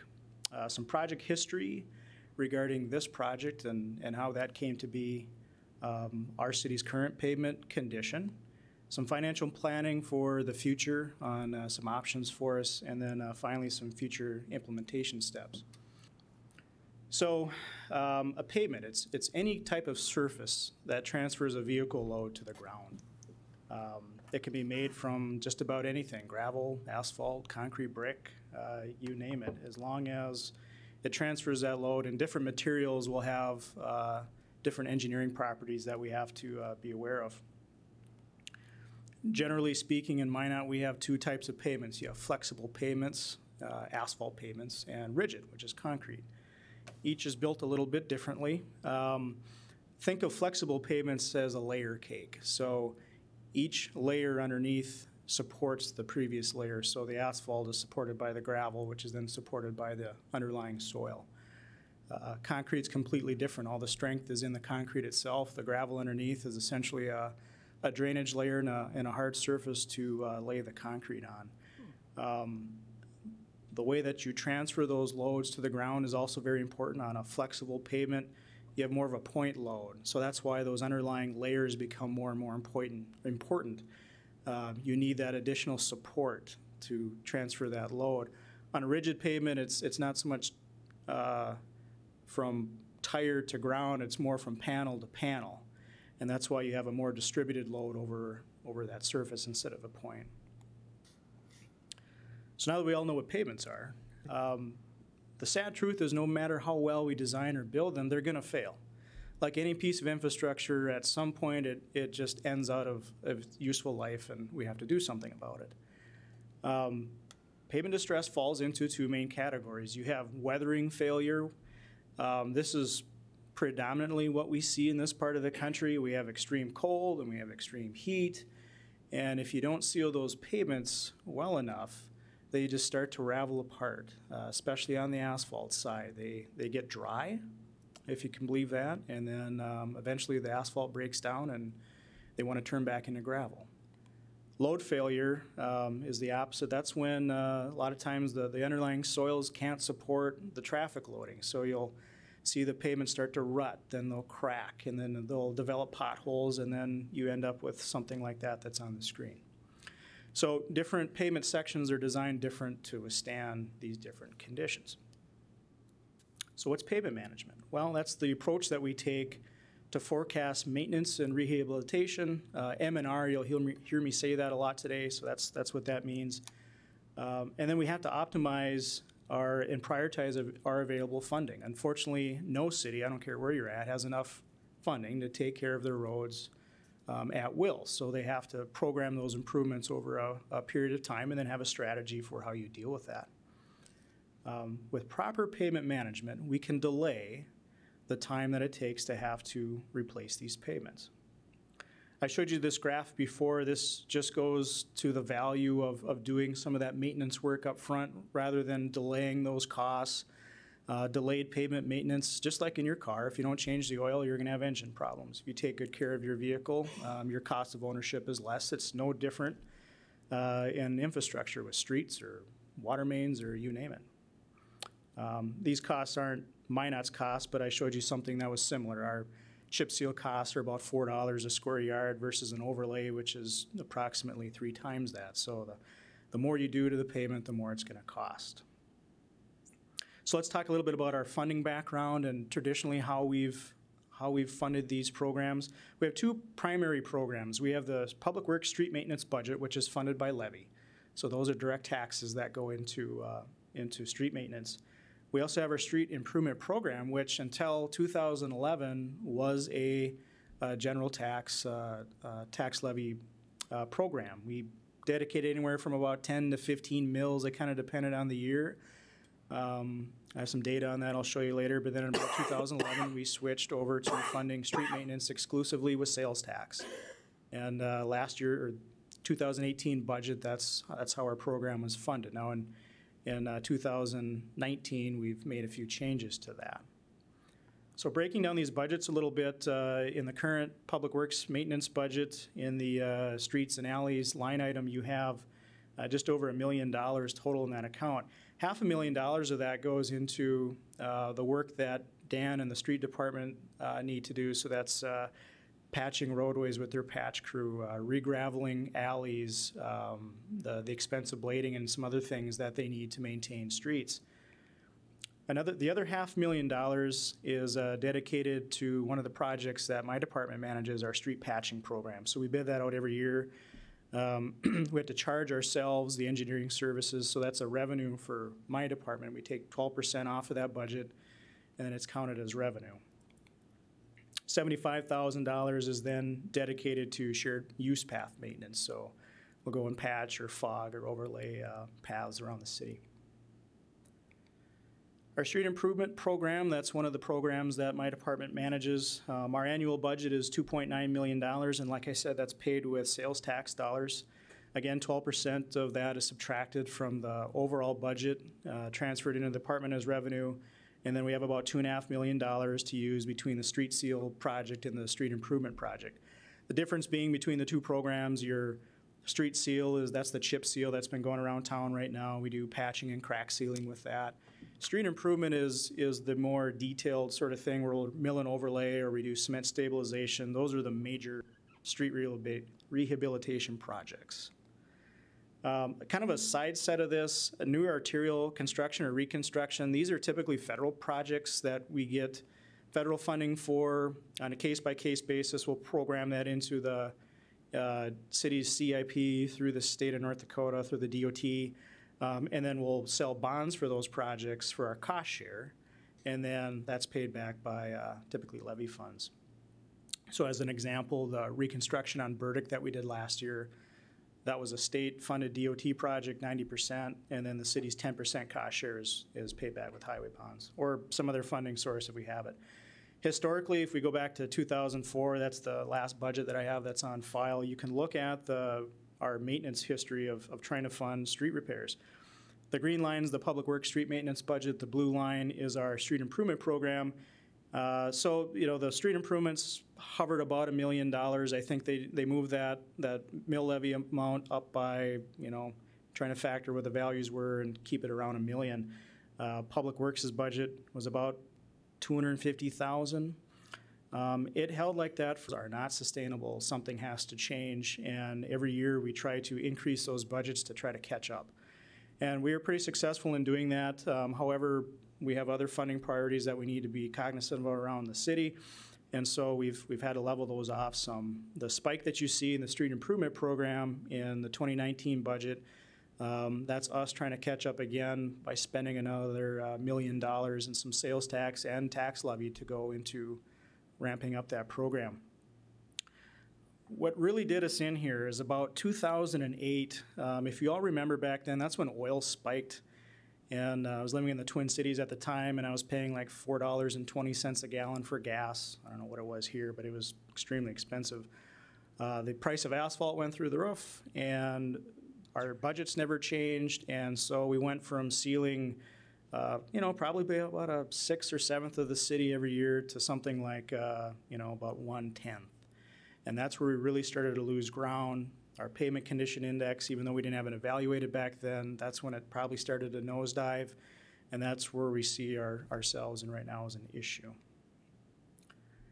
So knowing that funding alone can't solve all these issues, what can we do besides the dollars to try to help ourselves out? One of the first things that I did when I moved back home is I took a look at our pavement section. And it was 3.5 inches of asphalt on 6 inches of gravel. For reference, when we pave or rebuild a shared use path for bicycles, our section is 3 inches of asphalt on 6 inches of gravel. So on our city street, which has to handle garbage trucks and school buses and passenger cars, we thought that 1/2 inch of asphalt was going to take it, and it didn't. So We re-engineered that. We have 3.5 inches of asphalt now on 10 inches of gravel with geotextile fabric and a much improved subgrade specification that helps us bridge some of those soft soils that we have. We wanted to go thicker, but of course we have to balance that with some costs to development. So that might be something we should look at in the future. From the 2012 budget on, we've been able to adjust our street improvement and street maintenance fundings to the point where we could tolerate, and you've seen that on that line graph. We've enacted a new engineering policy where arterial roads, so new construction with higher ADTs, or average daily traffic, will be constructed with concrete pavement. We've calculated that in the long run, when you look at street maintenance costs on arterial roadways, the city's money ahead when you take back or calculate back what the total cost of maintenance is to do concrete. Typical city street, with our soils, we're just fine doing asphalt. There's absolutely nothing wrong with that. On the arterials, it's worth a second look, and generally speaking, concrete's gonna come out ahead on those. Going forward, our streets improvement selection will be driven by our asset management data, not ad hoc. Before, we just didn't have the data to make the decisions we needed. You try to drive as much of the network as you can. You look at it empirically, but now with the data that we have, we can make some better decisions. Several years ago, back in 2010, we took the initiative to try to start some sort of pavement management. We used the PACER method, which is a more simplistic method of doing street condition assessments. It's like a 1 through 5 scale. You know, we kind of lucked out by doing that ahead, because after the flood, we were able to present this data to FEMA and show them, you know, here's the conditions of our streets before, here they are after. FEMA accepted that, and because of that, we got millions of dollars in street improvements to try to repair those. We're also able to use that data, and a lot of credit goes to Mr. Jonason, because after the flood, we were able to go through the valley and do a maintenance overlay or a chip seal on every single one of our flooded streets. So that significantly helped our backlog. I think that was somewhere around $9 or $10 million that we put into the valley. So good decisions there. The data collection for this, back before the city had all of that growth, that took one person about 6 months to drive around every street that we had in town and do that data collection. So that was a huge amount of time for us, and we just weren't able to get back to it. As everyone knows, with flood recovery and the development we had, there was no way we could dedicate staff to do an effort like that again. Therefore, last year I asked that we fund a full-scale study to get this data that we needed. Council agreed. They drove our streets last year in October and worked all winter on all the GIS databases and programming and analysis. So that's basically where we're at today. So let's talk some statistics. The city of Minot has 405 streets, and each one of those streets is then broken down into sections we call blocks. So from 24th Street, from 2nd Avenue to 4th Avenue, that's a block. And then we're able to categorize that in our systems. We have 249 paved centerline miles. Now, we've seen some graphics that we've come up with before that says we had 290 miles of center lines. Well, some of those aren't improved. Those are platted right-of-ways, but they're not all the way built. All of the streets that are paved, either with gravel, asphalt, concrete, those are all categorized, and we have 249 centerline miles. 532 lane miles, so your typical residential street has 2 lanes. Broadway has 5, Burdick has 4. Each segment of that, each lane has to be maintained. So the real important number here is 532. That's about the distance from Minot to a little past Minneapolis. And we have 42.1 million square feet of pavement that we are responsible to maintain. Let's break that down a little bit further. So we have a hierarchy of roadways, and you've heard me talk about this before. We rank them from principal arterial like Broadway and Burdick all the way down to your local streets. Minor arterials, think of 16th Street, 37th Avenue. They're designed to carry a significant amount of traffic from one principal arterial to the other, and then the hierarchy goes down and down. So we break those down by percentages, the number of sections, to help us understand exactly what our maintenance priorities need to be. Obviously, we want to put more dollars towards our arterial network than our locals just because of the amount of traffic that goes around. We are predominantly an asphalt community, and again, there is absolutely nothing wrong with that. We have 3 asphalt paving companies in town. Our soils are not like the Red River Valley, so we don't have to worry about doing everything in concrete.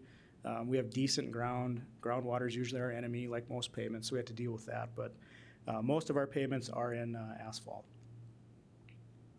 So how they analyze these, every street within the city was driven, and they use highly sophisticated survey equipment.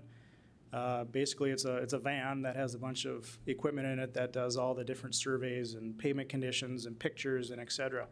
Arterial streets were driven in 2 directions, and so they copied segments from each side.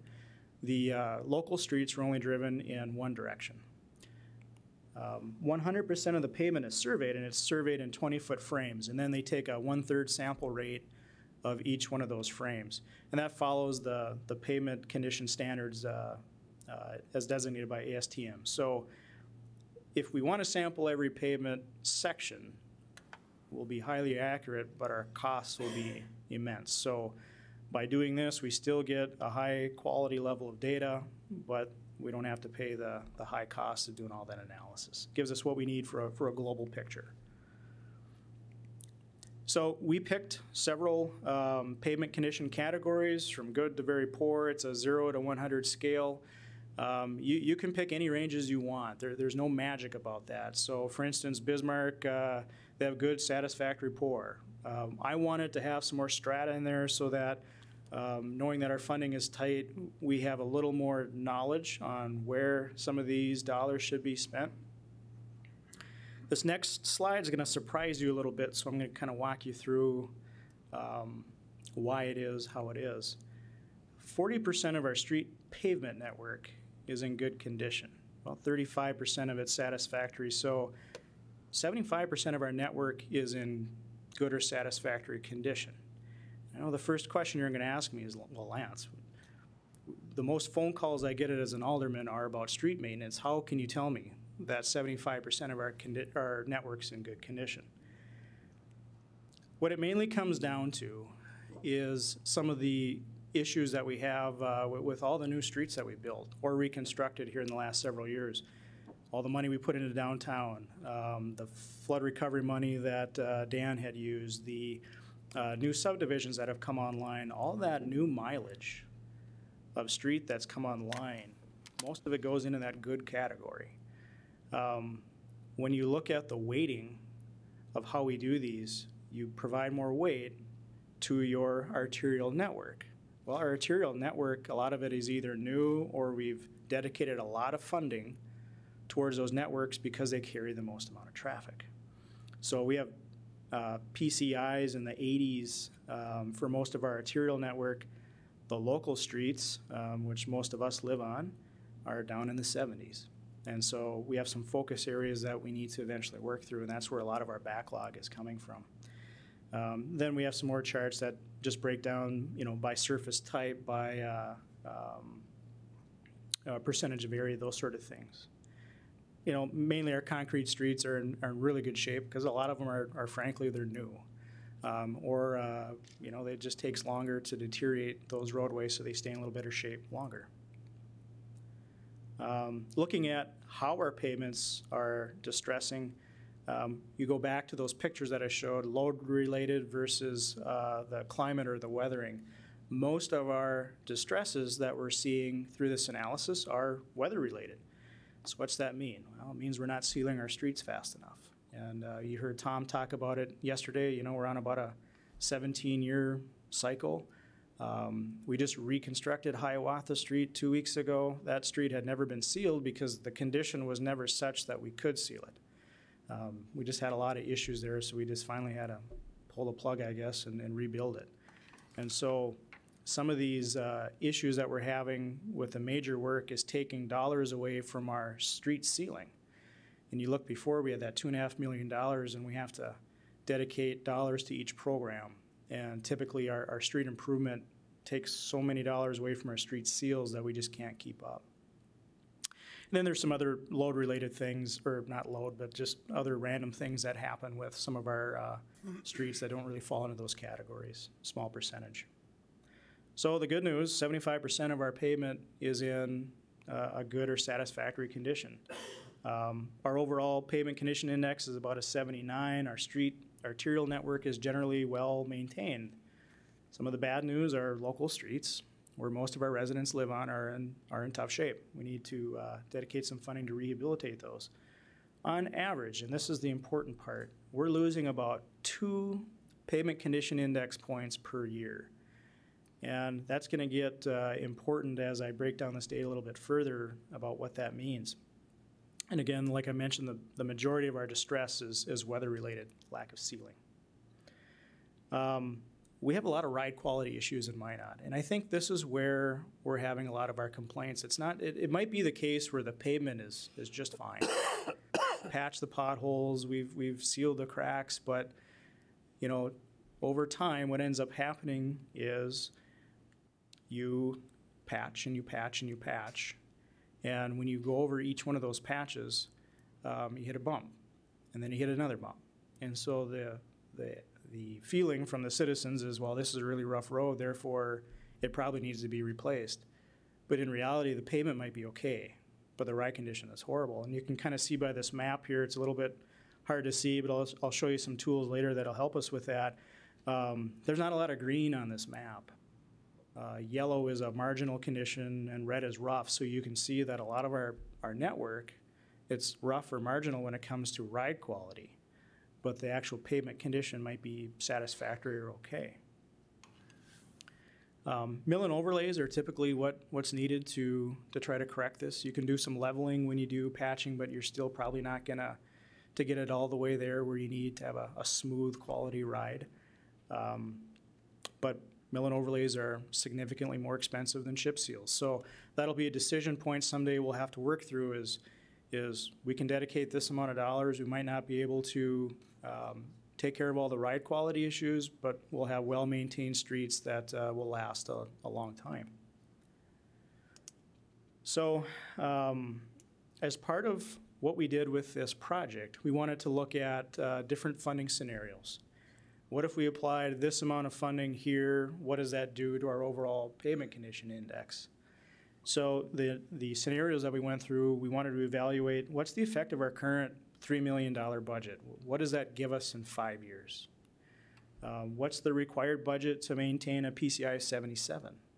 And you might say, well, Lance, I thought you said our PCI was a 79. Well, it was in 18, but because we're losing about 2 points a year at the beginning of 19, we'll be down at a 77.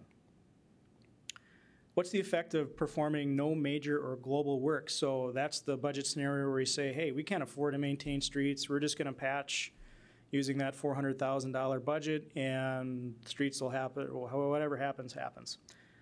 And then what's the required budget to eliminate all of the major backlog, the maintenance and rehabilitation backlog in 5 years? And then what's our effect of our proposed budget? So we're going to try to ramp that up over the next several years. So next year is $4 million, then we want to go to 5, then 6, then 7. What is the effect of doing something like that? Like any good engineer, you got to make some assumptions. So we had to assume that in 2019 we'll start at a 77 for PCI. We set our critical PCI at 75. So if you go back to that pavement deterioration has kind of an S-curve in it. Our critical PCI, that's the number that when you hit that, that's when you start to have the rapid decline. So it's almost like the point of no return. You need to do something quickly or you're going to lose that street in a matter of years. We're starting this year at a PCI of 77. So that means that globally, some streets are better than others. It's kind of like the average. Globally, we're starting to get really close to that point of no return. So this is a problem that we need to be working on quickly, otherwise it's just going to start to snowball on us.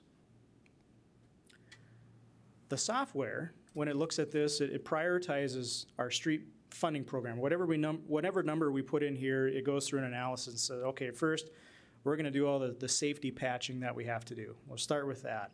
Then we're going to go to more of the global patching, what should we do citywide. Then once that's taken care of, then it looks at the street sealing program, and then the major works, or our mill and overlays that are above a 75, and then the ones that are below a 75.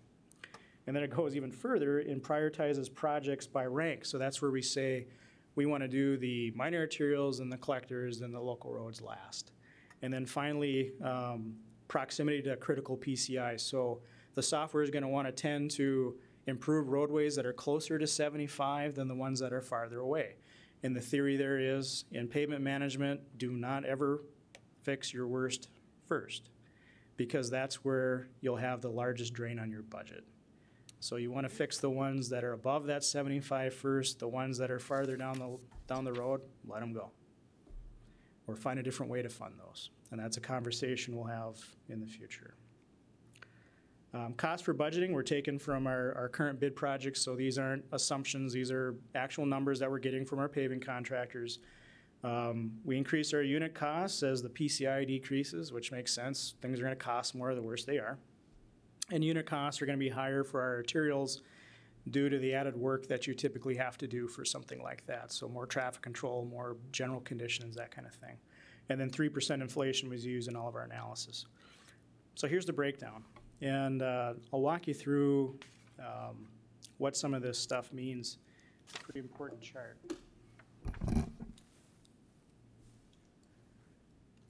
So in the first, and we go by scenarios, so our base scenario is our current budget at $3 million a year. That's the top line.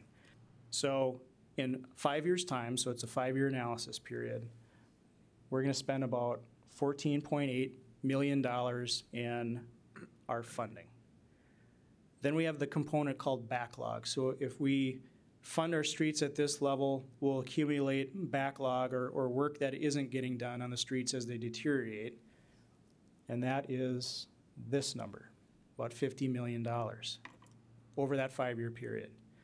You add these two numbers together to get our total 5-year cost. So this is our baseline program. If you annualize that payment cost, or that cost of work over the 5-year period, it's about $13 million. And that leaves us with a PCI of 75.4. So if we wanted to maintain our current PCI, how much funding would that take? The program tells us we need about $6 million a year to maintain the exact same level of service that we have today. So going through the math like I did before, we're going to spend almost $30 million in program funds. Our backlog will reduce from 50 to 32 million. We have a total 5-year cost of about 62, which is a cost differential of 2.9, and that's taking this number minus this number. And then we have our annualized cost, and then what our resulting PCI will be at the end of that 5-year period. If we wanted to get out of the pavement maintenance business and just use patching, that's that $400,000. That'll cost us $2 million. Our major backlog goes through the roof to $77 million. Our annualized cost is 15.9, and our pavement index is not good, so we'll hopefully leave that one alone. If we wanted to eliminate our backlog at $11.6 million a year, that's what it would take over a 5-year period. We'd invest about $57 million. We'd get rid of that major backlog category. So our total 5-year cost obviously would go down. Our annualized cost is about $11.4 million if you take it all the way back and spread it over 5. And then your pavement condition index at the end is 89. Do this exact same scenario if we ramp up the budget over the next 5 years. So you'd have your input cost there. Result in a PCI of about 78.5, which is below our current costs. And you might say, well, you know, why aren't we having more in effect with this funding scenario where we're significantly increasing the program funding? Well, again, it's all about time. So however many years that we have under that 5.9 million or that we need for the to maintain our current pavement condition, we're losing ground. So if we would ramp up to 5.9 million, then increase, then we'd have a higher PCI at the end of that 5-year period. Everyone follow me on some of that? So the time value here is what really gets us on some of these funding scenarios. Graphically, here's what that looks like. The graph on the left shows our budget scenarios and then where they would have a resultant PCI value after that 5-year period. Obviously, the eliminate backlog is going to get us our highest resultant PCI. You know, the doing nothing or the no major work is the lowest at just below 70. Graph on the right shows the backlog with the different scenarios and how that results. So in summary, with the financial planning, obviously the eliminating the backlog scenario in 5 years results in the lowest annualized costs. We need a budget of $5.9 million per year to maintain the pavement conditions that we have today. Anything less, and our pavement conditions will start to fall. Our proposed budget of ramping up street maintenance over the next 5 years will have an impact. It will increase our pavement condition index, but not to the level of ramping up the street funding today just because of that lost time. So here's some steps moving forward, how we're going to work through this in the wintertime. We're further going to review and prioritize our street improvement projects like we do every fall and winter. This time we'll have a better set of data to do that. We'll review our current specifications, which we have ongoing right now. We'll probably come at some point to make some recommendations on changing that, maybe thickening that section a little bit, changing our pavement mixes a little bit just to give us some more time that we can stretch those pavement lives out a little bit.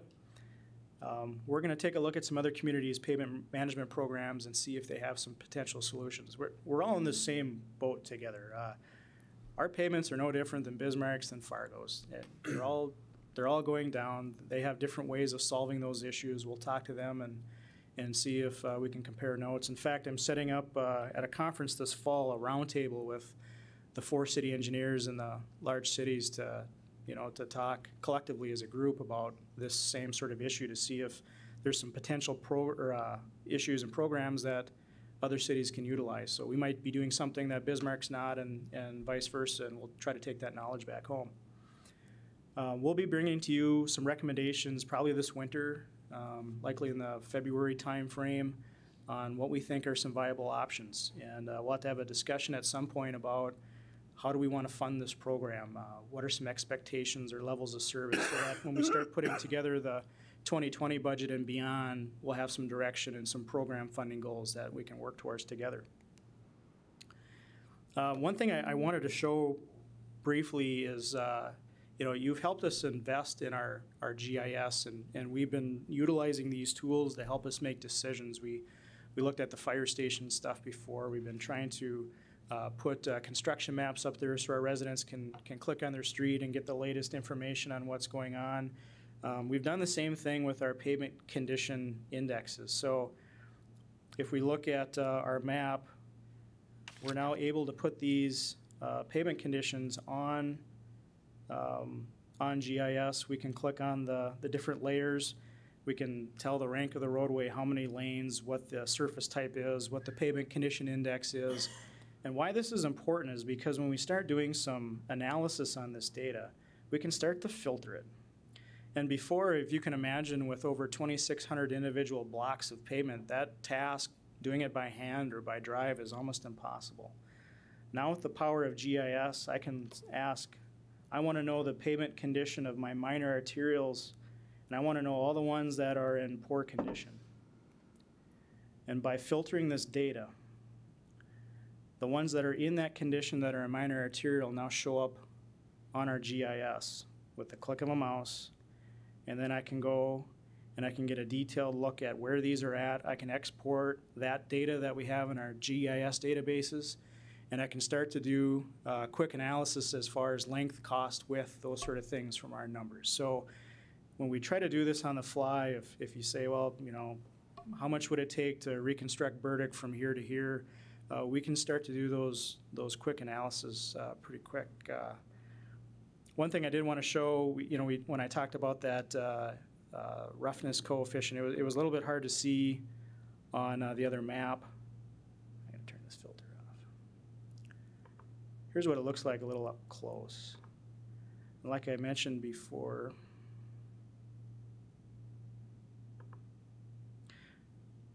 there's not a lot of green on this map. A lot of yellow, a lot of red. Those are rough roads. So, sorry.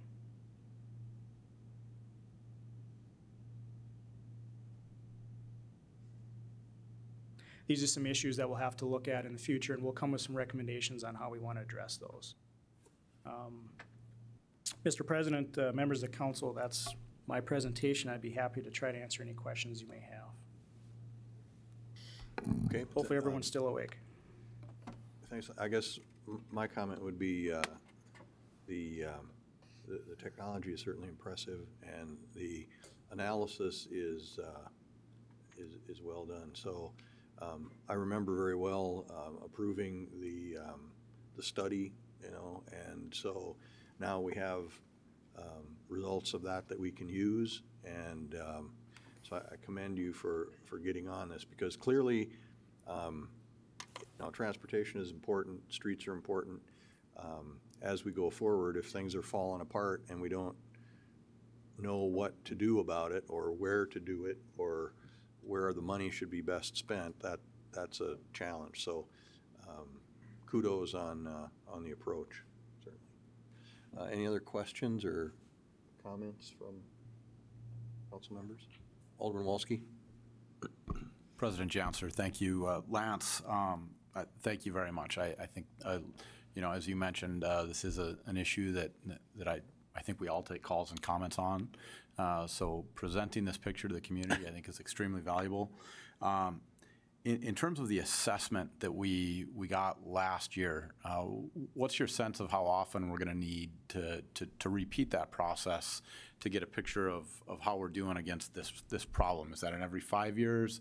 And when we do get to that process, are we making the full investment that we did a year ago, or have we accomplished some tasks that save us a little money next time around? So, Mr. President, Alderman Wolski, the way that this contract was set up, it cost us about $100,000 to do this study. The actual pavement data collection was about $45,000 for our entire network. The other cost was writing the report, which is $5,000–$10,000, but it was building all of our GIS databases. So we made an investment in building these databases. So now we have all of this information that we can use in our future asset management plans. And as new roadways come online or reconstruct existing roadways, our staff can update that GIS database fairly easily. It's something that our GIS coordinator does every day. So from that standpoint, in the future, if we wanted to reassess our roadway network, likely 5 years would be a good time to do that. That'd be at the end of the program, so we'd be able to evaluate in that 5-year stretch how we've done. And of course, it's all dependent on funding and whatnot, but that would be my approach. What we would like to do internally as staff is take sections of the city and do our own analysis to try to keep the information up to date as much as we can. Obviously, we don't have the staff to do the entire city like we did back in 2010, but if we can take sections of it over a 5-year period and try to get that data updated, we'd be in pretty good shape. Okay. Alderman Wolski, do you have a Yeah, President Janser, just a couple of comments here, and I think much more for the council and the community than for Lance. Once again, Lance, I really appreciate having this information. I think the thing we all have to acknowledge inside of this report is that maintaining our roads costs a lot of money. And I think we're all hearing the concerns about increasing property taxes. The conversation we've been having about no more outward expansion and attempting to redevelop more in the interior part of town and redevelop our existing lots that may not be built out yet. I call attention to all of that because I think we have clear evidence in front of us that conversation is becoming more and more and critically important. One of the ways we get control of our maintenance costs is to stop building more things that we have to maintain. And so, I think as everybody in town looks at, what they want to do and where we want to go, I think in particular we have to be very conscious of the fact that no more roads for a little while. I would also, invite some different thinking that maybe hasn't crossed our consciousness yet, but maybe our roads are too big or too wide. We can control speed, we can control safety, probably by making smaller roads too. We can also save costs on smaller roads. So I think there might be some standard thinking that might need to be challenged a little bit as we take some of this on. I've caught headlines in the last, 6 months to a year of communities that are in some cases returning their paved roads to gravel. I don't think we're at that case here in Minot yet, but that's the infrastructure challenge that exists in some communities out there. And so I think as we take up the challenge of solving this problem and improving our roads to the condition that I think the citizens expect and we all want to have, there's just those are pieces that are worth bearing in mind, I guess. So I just wanted to share those thoughts. Alderman Potter-Buell. I also wanted to share some thoughts. Since we probably won't be looking at this again at the council meeting, I just want to get some things on the record. I have 3 major thoughts to share. The first thought is that I sure wish our city manager, Tom, our finance director, Dave, and our mayor, Sean, were here to listen to this and to hear this presentation and the comments that I think Alderman Walski may now be making. I think this is an exemplary kind of presentation. The second set of comments is that I found your presentation, Lance, very, very informative. Now, I realize I have a master's degree in science and stuff like that, and other people may not get as excited and enthused, but this really made a big difference for me in terms of a policymaker, decision maker, and certainly as a scientist, it get really, really neat. We're getting exactly, I think, the kind of information that we should be getting in making decisions and setting priorities as a council. And I particularly liked your comment that, quote, you look at it empirically, close quote, in terms of making decisions and figuring out where to allocate our money rather than doing it on an ad hoc, subjective basis. We look at the numbers and then we adjust it in terms of our values and things like that. The final comment I'd like to make is that it's really good to see the city staff being much more realistic about our funding needs and bringing these needs in terms of road maintenance and repair to the attention of the public, to the attention of the council, and to the attention of the community in general. As we know, one of the greatest challenges in American local government is being realistic about infrastructure and maintenance. And I think the first step in doing something about the tremendous national problem we have is being open with people about what this stuff costs and how important it is. So I want to just compliment you and the others involved in your presentation as to the quality and I think for me the tremendous value of having something like this. So thanks. Alderman Straight. Thank you, Chairman Janser. Thanks, Lance. I guess my one concern with the data, and it makes sense that we're addressing the new roads first for repairs. I understand that. It concerns me a little bit the folks that live probably in some of the older areas of town that have maybe a little more free time to call us, voice their concerns.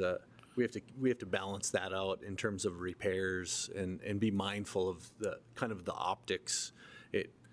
I think we understand it because we get a wealth of information to help disseminate to the public.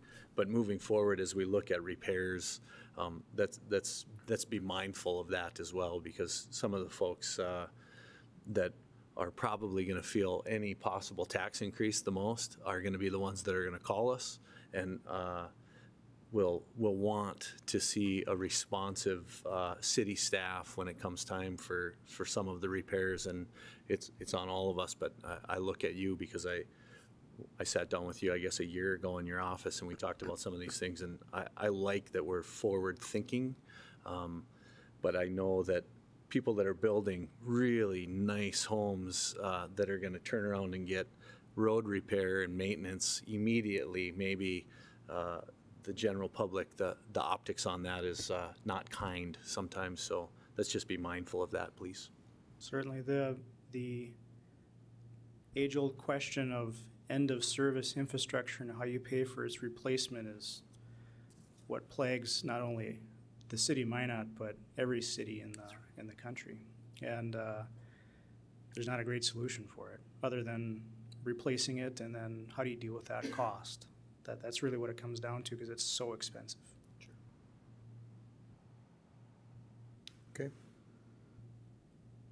Anything further? Thank you for the presentation, Lance. You're welcome. Good material.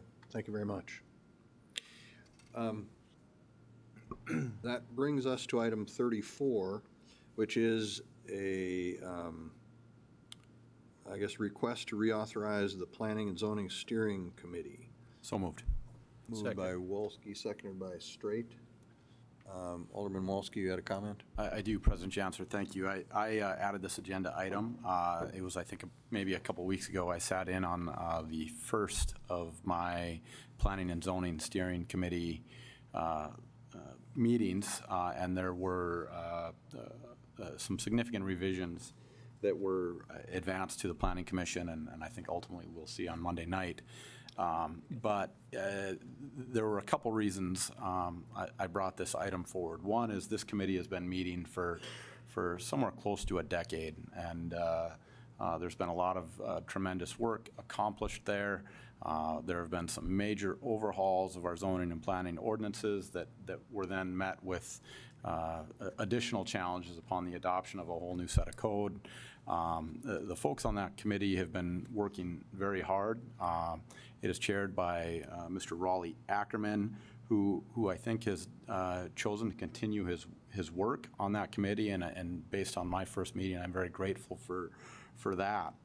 But the committee is a little short on members at this particular point, and so I think I wanted to use this meeting and perhaps Monday night's meeting as well as an opportunity to advertise the availability to step into a public service role on a committee that probably doesn't get a lot of news, but makes some really important decisions with regards to the future of the city and the way Minot develops.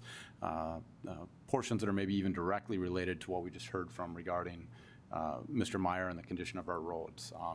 It is our policies that influence what people choose to do, what people are allowed to do in terms of their development patterns. And so I wanted to bring, again, this item forward, to advertise the need to have people serving in that role on that committee, to bring attention to, I think, what I think is the very important work taking place there, and then to invite all of you to be a participant in that conversation, especially as some of these pieces are getting crafted.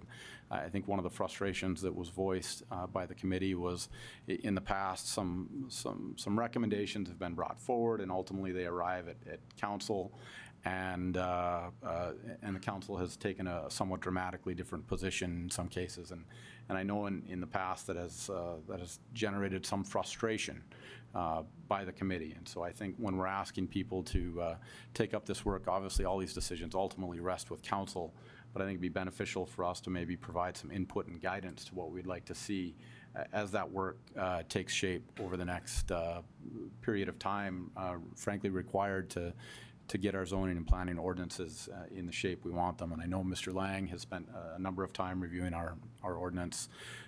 He's making a lot of recommendations, but anyway, I simply just wanted to surface this as important work, see if anybody has any thoughts they'd like to share as we take it up in the future. Alderman Straight. Thank you, Chairman Jansen. Mr. Wolski, how many more participants are needed to maybe round out the board or the committee? I don't really have a sense of that, Alderman Straight. I think this is the type of work that is best taken up by people with some enthusiasm and a willingness to dig in specifically to the code and attempt to wrestle with some of the questions. So time is certainly a factor. I think our one meeting a month, I wouldn't be surprised if it's going to be a 2-hour meeting. And I think it was probably every bit of that last week. All I will suggest is that the work that's being done there is very significant, and I think it will have a significant influence on the shape and the way this community develops over the next many years. So, I would comment that in addition to the things that Alderman Wolski mentioned, it is important that we have people on this particular type of committee that have certain areas of expertise, because I'm not a contractor, I'm not a builder, I'm not a developer, but those are the folks who tend to run into the various ordinances and the various things that this committee deals with in making or that the steering committee deals with in making recommendations. And therefore, I think it's also important that the folks that are doing that work, have some idea of the issues that are dealt with there. Alderman Potagula. I wanted to echo what's previously been said. I went to this meeting with Alderman Walski, and I think it lasted like 2.5 hours or 3 hours almost. And it's the first one I've attended, and I was very impressed with the process. And, at the risk of slighting other people, I wanted to call out Mr. Raleigh Ackerman, who I felt did an excellent job in providing leadership. What was noteworthy to me was the nice way, the informal manner, first of all, in which the meeting was conducted. About half a dozen people sat around the table and talked about things until they got resolved. I was also impressed by the fact that people in the private sector were able to work very well and exercise significant leadership in terms of helping revise parts of our ordinance. I was impressed that they advocated for sound development practices, not very different from what our staff was recommending. Sometimes you think of developers as just eager to make a buck off of something, and that was not the case at all. In fact, it was the opposite.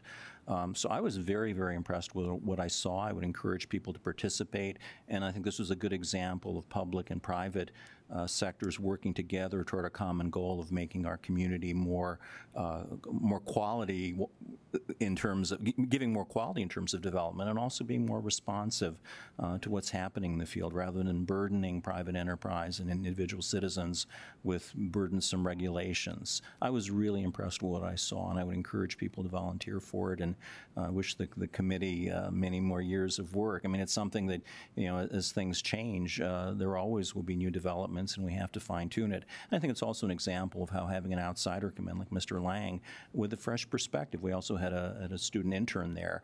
She provided some input. So I think it's good to have this mixture of new and old, public and private, and with the same goal of more effective and efficient development. So I was really impressed. I hope people volunteer. Any other comments? Seeing none, we have a motion to vote on. Please call the roll. Wolski, Yes. Janser, Yes. Olson, Yes. Pittner, Yes. Padrigula, Yes. Straight. Yes. Motion carried. Item 35, and this is the last item.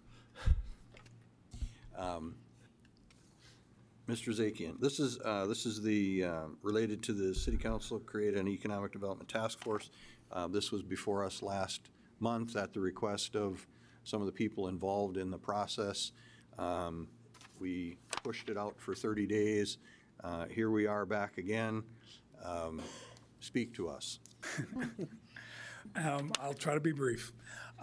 President Janser, members of the council, the expectation was that moving this over for the next meeting coming up next week, that there would be an opportunity for there to be a stakeholders meeting. That did take place several weeks ago. It was very widely and largely attended. I would venture a guess maybe over 40 people. The outcome and consensus of that meeting was that a week to 10 days, it was encouraged that all the participants at that meeting provide their top 3 to 5 issues coming out of the IDC report that they would like to see focused upon, as well as give their thoughts and insight on what roles they would like to play.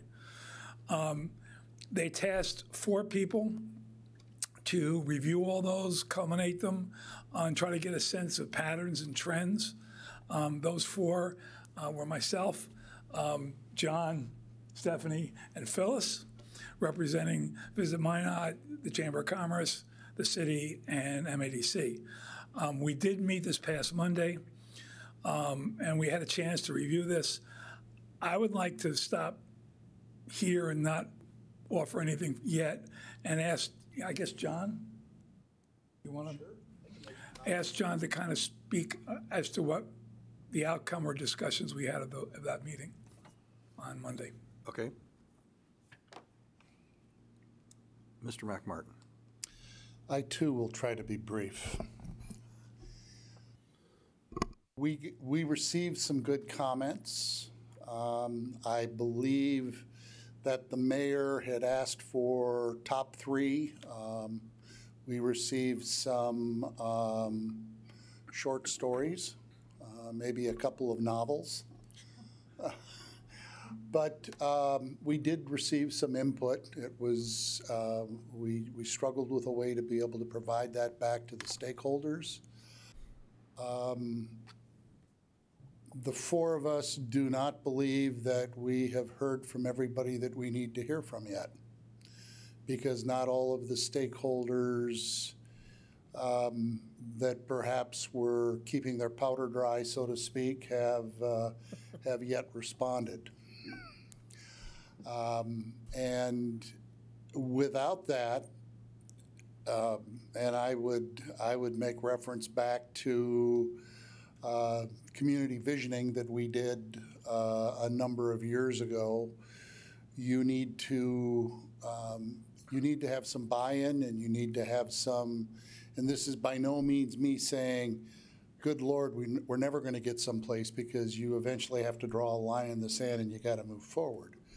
But you've got to have some buy-in from below, and there are certainly some projects and there are certainly some things that top-down driven, everybody will get on board and figure it out and follow.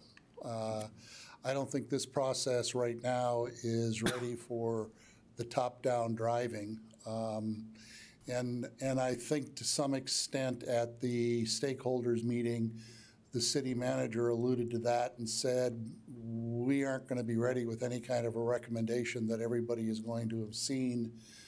Perhaps another 30 days may be in order. I'm hopeful that another 30 days we may have, we've scheduled another stakeholders meeting, I think, for next week. Is that right, Stephanie, or 2 weeks? Wednesday. Wednesday of next week.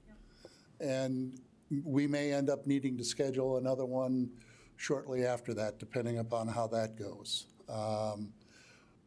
What I would suggest, and I know that there were some of the council members that are here today that were at that meeting. We aren't sitting back lollygagging. I think we've made some progress. I think there is more progress to be made, so that we have something that it's not just going to be a few people working on moving forward, but it will hopefully encompass and give reason for other people to want to get involved and help make the process work. Okay, so and that was partly nebulous, and I apologize for that. Well, so I hear in there a request to push this out 30 days. Yes. Is that correct? And then is it safe to assume that you're going to be in active pursuit of the folks that you alluded to that have kept their powder dry, as you phrased it, or that that need to be brought into the fold, so to speak, to get their opinions? Is that in the works? That would be, I think that's a fair assumption, President Janser, or a fair statement. I'm sorry, not assumption, but a statement. Okay. Okay. Alderman Wolski. John, I appreciate you touching base on this. Obviously, this is something everybody's been kind of wondering about. Mr. McMartin, my take on the conclusion of that last stakeholders meeting was that there was a bit of uncertainty, but there was also some pretty significant clarity in terms of, there were deadlines set in terms of we want input back. We had a week to deliver the input. There was going to be another 10 days after that in terms of you guys kind of compiling the results and sharing the results. What I'm hearing today is not what I thought we agreed or talked about 3 weeks ago at the stakeholder meeting. And I guess I just want to express a little frustration. I think, if there's been some feedback provided, I think it's appropriate to see that. And if people didn't participate in that, then at some point we have to move this thing forward, and 30 days. Again, my position on this is probably pretty predictable. I was ready to go a little quicker last month. I understand that we want people coming together. We want this to be collaborative, but I think we're in for some changes. And talking about those changes it isn't going to make the need for them to go away. And so I would guess I'm just going to reiterate my preference to get this process moving and begin the decision-making parts of this a little more aggressively. So I'm just sharing those comments so they're out loud. Yep, and I would suggest that if we had 25, 30 responses, we may have felt much better. I think we had about a dozen responses. Pardon? 8? 8 responses. And they were from a number of you sitting up at the dais and from a couple of the ones that are always more vocal. So we clearly have not heard yet from the folks that have significant stakes in what's in some of the change, Alderman Wolski, or in their thoughts about how the change might be perceived. And as I say, when you're from my experience in my career in dealing with public participation and public buy-in, this is not a top-down process, but you all can make that decision and make it a top-down process. I'm just not sure what the end result's going to be. And I cannot, because it's public participation and human nature, I can't tell you that what I'm suggesting or what the 4 of us are suggesting is going to end up with any better outcome than a top-down driven. But I think we have some time I hope we have some time to try to find out. John? Mr. Zakin, did you have a further comment? Yeah. I think you all know that I am, if it's possible, even more impatient normally than you to get things done. I do on occasion realize that if things seem not our fault, but if things seem to be going sideways on a critical issue like this, it's better to address what's causing it to go sideways quickly and to get it back on track. One example, and I'm going to use this forum to disabuse a totally non-factual rumor that's been circulating among the stakeholders. One of the proposals as an option, one of the key proposals going forward to have a comprehensive economic development strategy is to create an overarching 501c3. And it is a core of all the discussions, it's a core of the discussion of the IEDC. What has been circulating out there is that's just a nefarious plot on the part of the city council and the city government to take control of economic development. Well, factually, under the IRS code, which I would encourage anybody and anyone in the public to look at, to be a 501c3, you have to be totally independent from the city government. So that proposal, which is a core part of this whole process, if it goes forward, means that economic development will have a partnership with the city, but economic development, if that's the route we go, will be by an independent, overarching 501c3 corporation. The 2 things I see if we agree to do it 30 more days, the 2 immediate steps I see at the stakeholders meeting next Wednesday, the 5th, one is to confront the group and ask them specifically any core issues or questions they have, and I will be glad to answer them, because there are other rumors circulating out there that I also know are not true, which seems to be a reason why people are holding back on giving us information as we requested. And then the second is basically to say, if you agree to do this, you got 30 more days. We can't keep spinning this. We need to go forward. It needs to be aggressively moved forward. You have one more shot. It was a very paltry response. There were more than 40 people there, probably representing at least 30 different organizations. A lot of you were there and know that. To only get 8 responses, of which probably 4 or 5 came from actual organizations in that room, is not acceptable. But if that's the way we want to approach it, well, then that'll be a decision that the city council and the city government will have to make going forward. But I think based on those two reasons, from my perspective, it's probably worth giving another 30 days. Otherwise, I wouldn't agree. I would say we should move forward. Okay. And so what I'm sort of seeing or hearing is that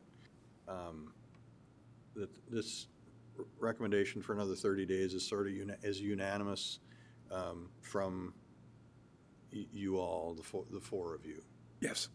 Okay. All right. Thank you for. Are there any questions, further questions for folks who are here about this? President Janser. Alderman Wolski. We don't have a motion on the floor right now, I don't think. So with that, I would No motion. Okay. Act on the recommendations of both Mr. Zaki and Mr. McMartin, that we advance this to council on Monday night, if perchance the mayor would like to comment on it, but that the recommendation be that we allow another 30 days for this process to evolve. Second that. Okay, moved and seconded that we advance it to council with the thought that it is going to be pushed out 30 days. Alderman Straight. Thank you, Chairman Janser. I guess for my standpoint, it's curious for me to think about, no disrespect to John, Stephanie, or Phyllis, but to kind of think back to a few years ago when I got to be sitting out in the audience patiently for, I would say, let's say a year, trying to move a petition agenda item and trying to get this body to follow through, embrace, kind of move the public's will, and now to sit up here and hear from people that are asking for more time and want to be responsive to that, but also want to be responsive to the other part of the community that's like, hey, what are you guys doing? Why are you waiting? And so I agree, let's push it to Monday. I actually am in favor of moving forward right now because I still feel like we can move forward and still hear from John, Stephanie, Phyllis, and John on pathways. There's going to be debate all along, and I certainly have a lot of opinion on the matter, but I still think it's a worthwhile, we need to move, and I think we gave 30 days, we waited, we got to this point. I think we're still going to continue to move. I don't know if it necessarily matters if it's formalized and approved by City Council or doing what we're currently doing right now. So I guess I'm going to vote against the motion just so we could try to formulate this and move forward, but I think that's going to be defeated. Alderman Padre-Gula. Yeah, I'm a little puzzled. I'm kind of disturbed as a psychologist, frankly, why so little input from such a large group and a vocal group. I attended that meeting. I think it was the biggest meeting of people interested in economic development of our community since the Chamber's Visioning Project, 15, 20 years ago. It certainly was on a level with the IEDC input meeting back in November. So I'm really puzzled and troubled by that, and I wonder if in some ways people aren't anticipating decisions and are kind of reacting to them negatively now at the point of setting up a mechanism or process rather than waiting for the controversy and the arguments to come later. We're talking about some huge issues here. I think I foreshadowed some of them in my earlier comments when I said we're looking at making a major change in the direction of our economic development activities. I mean, there are budgetary consequences here. We may be talking about setting up some system we're going to have to fund. It's too late for this year's budget. We probably would have time for next year's budget, but we're talking about profound changes. We're talking about how we spend $10 million that's in the bank for Magic Fund. We're getting, I don't know how many hundreds of thousands of dollars a month in terms of sales tax revenues for economic development. We haven't had any Magic Fund applications for 6 months, 8 months, whatever, apart from some very small community ones from the outlying communities. Like Alderman Shannon says, there are a lot of people who feel we need to make some movement here. I think this is an important enough issue where I'm willing to wait 30 days, but I think people really do need to step up and offer their input input in terms of the process and the structure. We need to get going with this. We can't just be sitting around given the importance, particularly, I think, too, to seize on the momentum created by IEDC and their recommendations. If we end up talking about the recommendations, we like something, we don't like something, we argue, we disagree, that's fine. But I think we can't just keep avoiding this. So I'm going to support giving people another 30 days. Again, we're talking about a process. We're not talking about outcomes. You know, process and the structure is separate from what comes out of it. And I think we need to set up that process fairly quickly. So I'm going to support waiting 30 days, and that's it. Alderman Olson.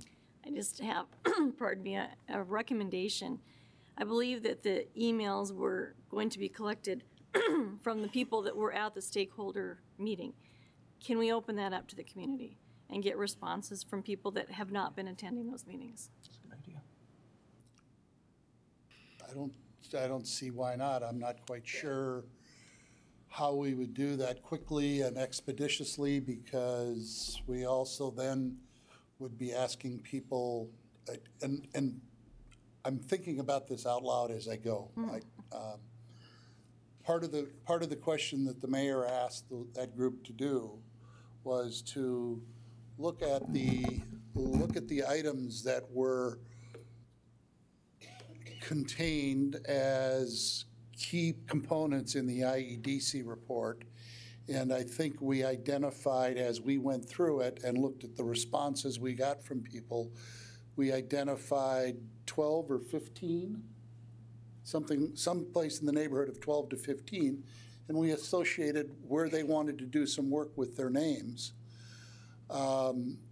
So to open it up to the entire community, Alderman Olson, we're also going to either have to publish those 15 components slightly differently than they are now, or assume that people are going to go out and read the IEDC report that's on the city's website.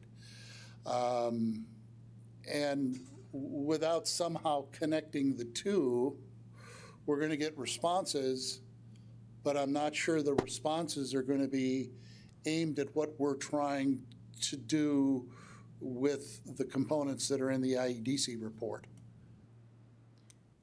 If that makes sense. I'm not opposed to trying. Right, and I guess I would task anyone that wanted to reply to that email that it is their responsibility to read through the report. If it's, you know, if it's... But it's only a 3-page summary. They could, right. I just think that it would give them an opportunity. If the information is out there publicly, I would make that recommendation, giving them that same short timeline as well. We can certainly try to figure out a way to make use of the city's website and an email address, the same one that we used for the stakeholders. Yes. President Janser. Alderman Wolski. I appreciate all the efforts to engage the public on this. I think I might disagree a little bit on that particular point. I think we've got to be very careful about overcomplicating this at this point. We also have to be conscious of the logistics that go into processing these responses. This isn't a little piece, and even sitting through this conversation, I can feel my blood pressure rising a little bit. And so I know that what I'm reaching is a point where we're gonna find a way to come together kind of quickly, or I was elected to sit up here and make decisions, and I'm gonna start offering pathways and suggesting we start making decisions. And so I want to be a part of I want the collaboration, I want the buy-in. I think those are all valuable, but this is not an infinite timeline that we're dealing with here. The clock is running on this for me. I would note that trying to go out and get public input at this point, I think, is probably not useful. I think if you've got 40 people who in this community are interested and involved in economic development and in the redevelopment of downtown going forward and so forth, and they're not participating I mean, they're showing up for the meeting, obviously, so they're interested, but they're not participating, then I think going back to what Mr. Zakian said, I think it is imperative that you address whatever mistrust or whatever issues there are that seem to be blocking their willingness to participate. And whether it's these rumors that you refer to or whatever it is, certainly, hopefully, you can try to get to the bottom of those things. I will tell you that I have deliberately not gone to those meetings because I think that our job here is, as Alderman Walski stated it, is to put a structure in place at some point. And my hope has been that the leaders that are participants in the stakeholders group would get to a point where they would be eager and willing to participate in the process going forward. But I also agree with Alderman Walski. If that doesn't gel, if that doesn't come together, then it's probably incumbent upon us to put the structure in place, and then we move forward, bringing people in after that point. Mr. McMartin. I would also comment, President Janser, that Stephanie, Phyllis, myself, and John did not respond because we felt we had a sorting operation to do. And so when I tell you there are 8 and a number of you responded, the city manager responded, that number of 8 in the room gets awfully small very quick. It's not like we had 8 people. And the conversation, and somebody that was there help me if I'm off base, but the conversation is not necessarily about economic development, but more about what to do downtown. Now, that's not that's not what the IEDC report was about. That's not what the interest that some of us have concerns about. Because the IEDC definitely talks about economic development. But because of the way we've talked about downtown, certainly most of those folks that were there think that it's all about downtown.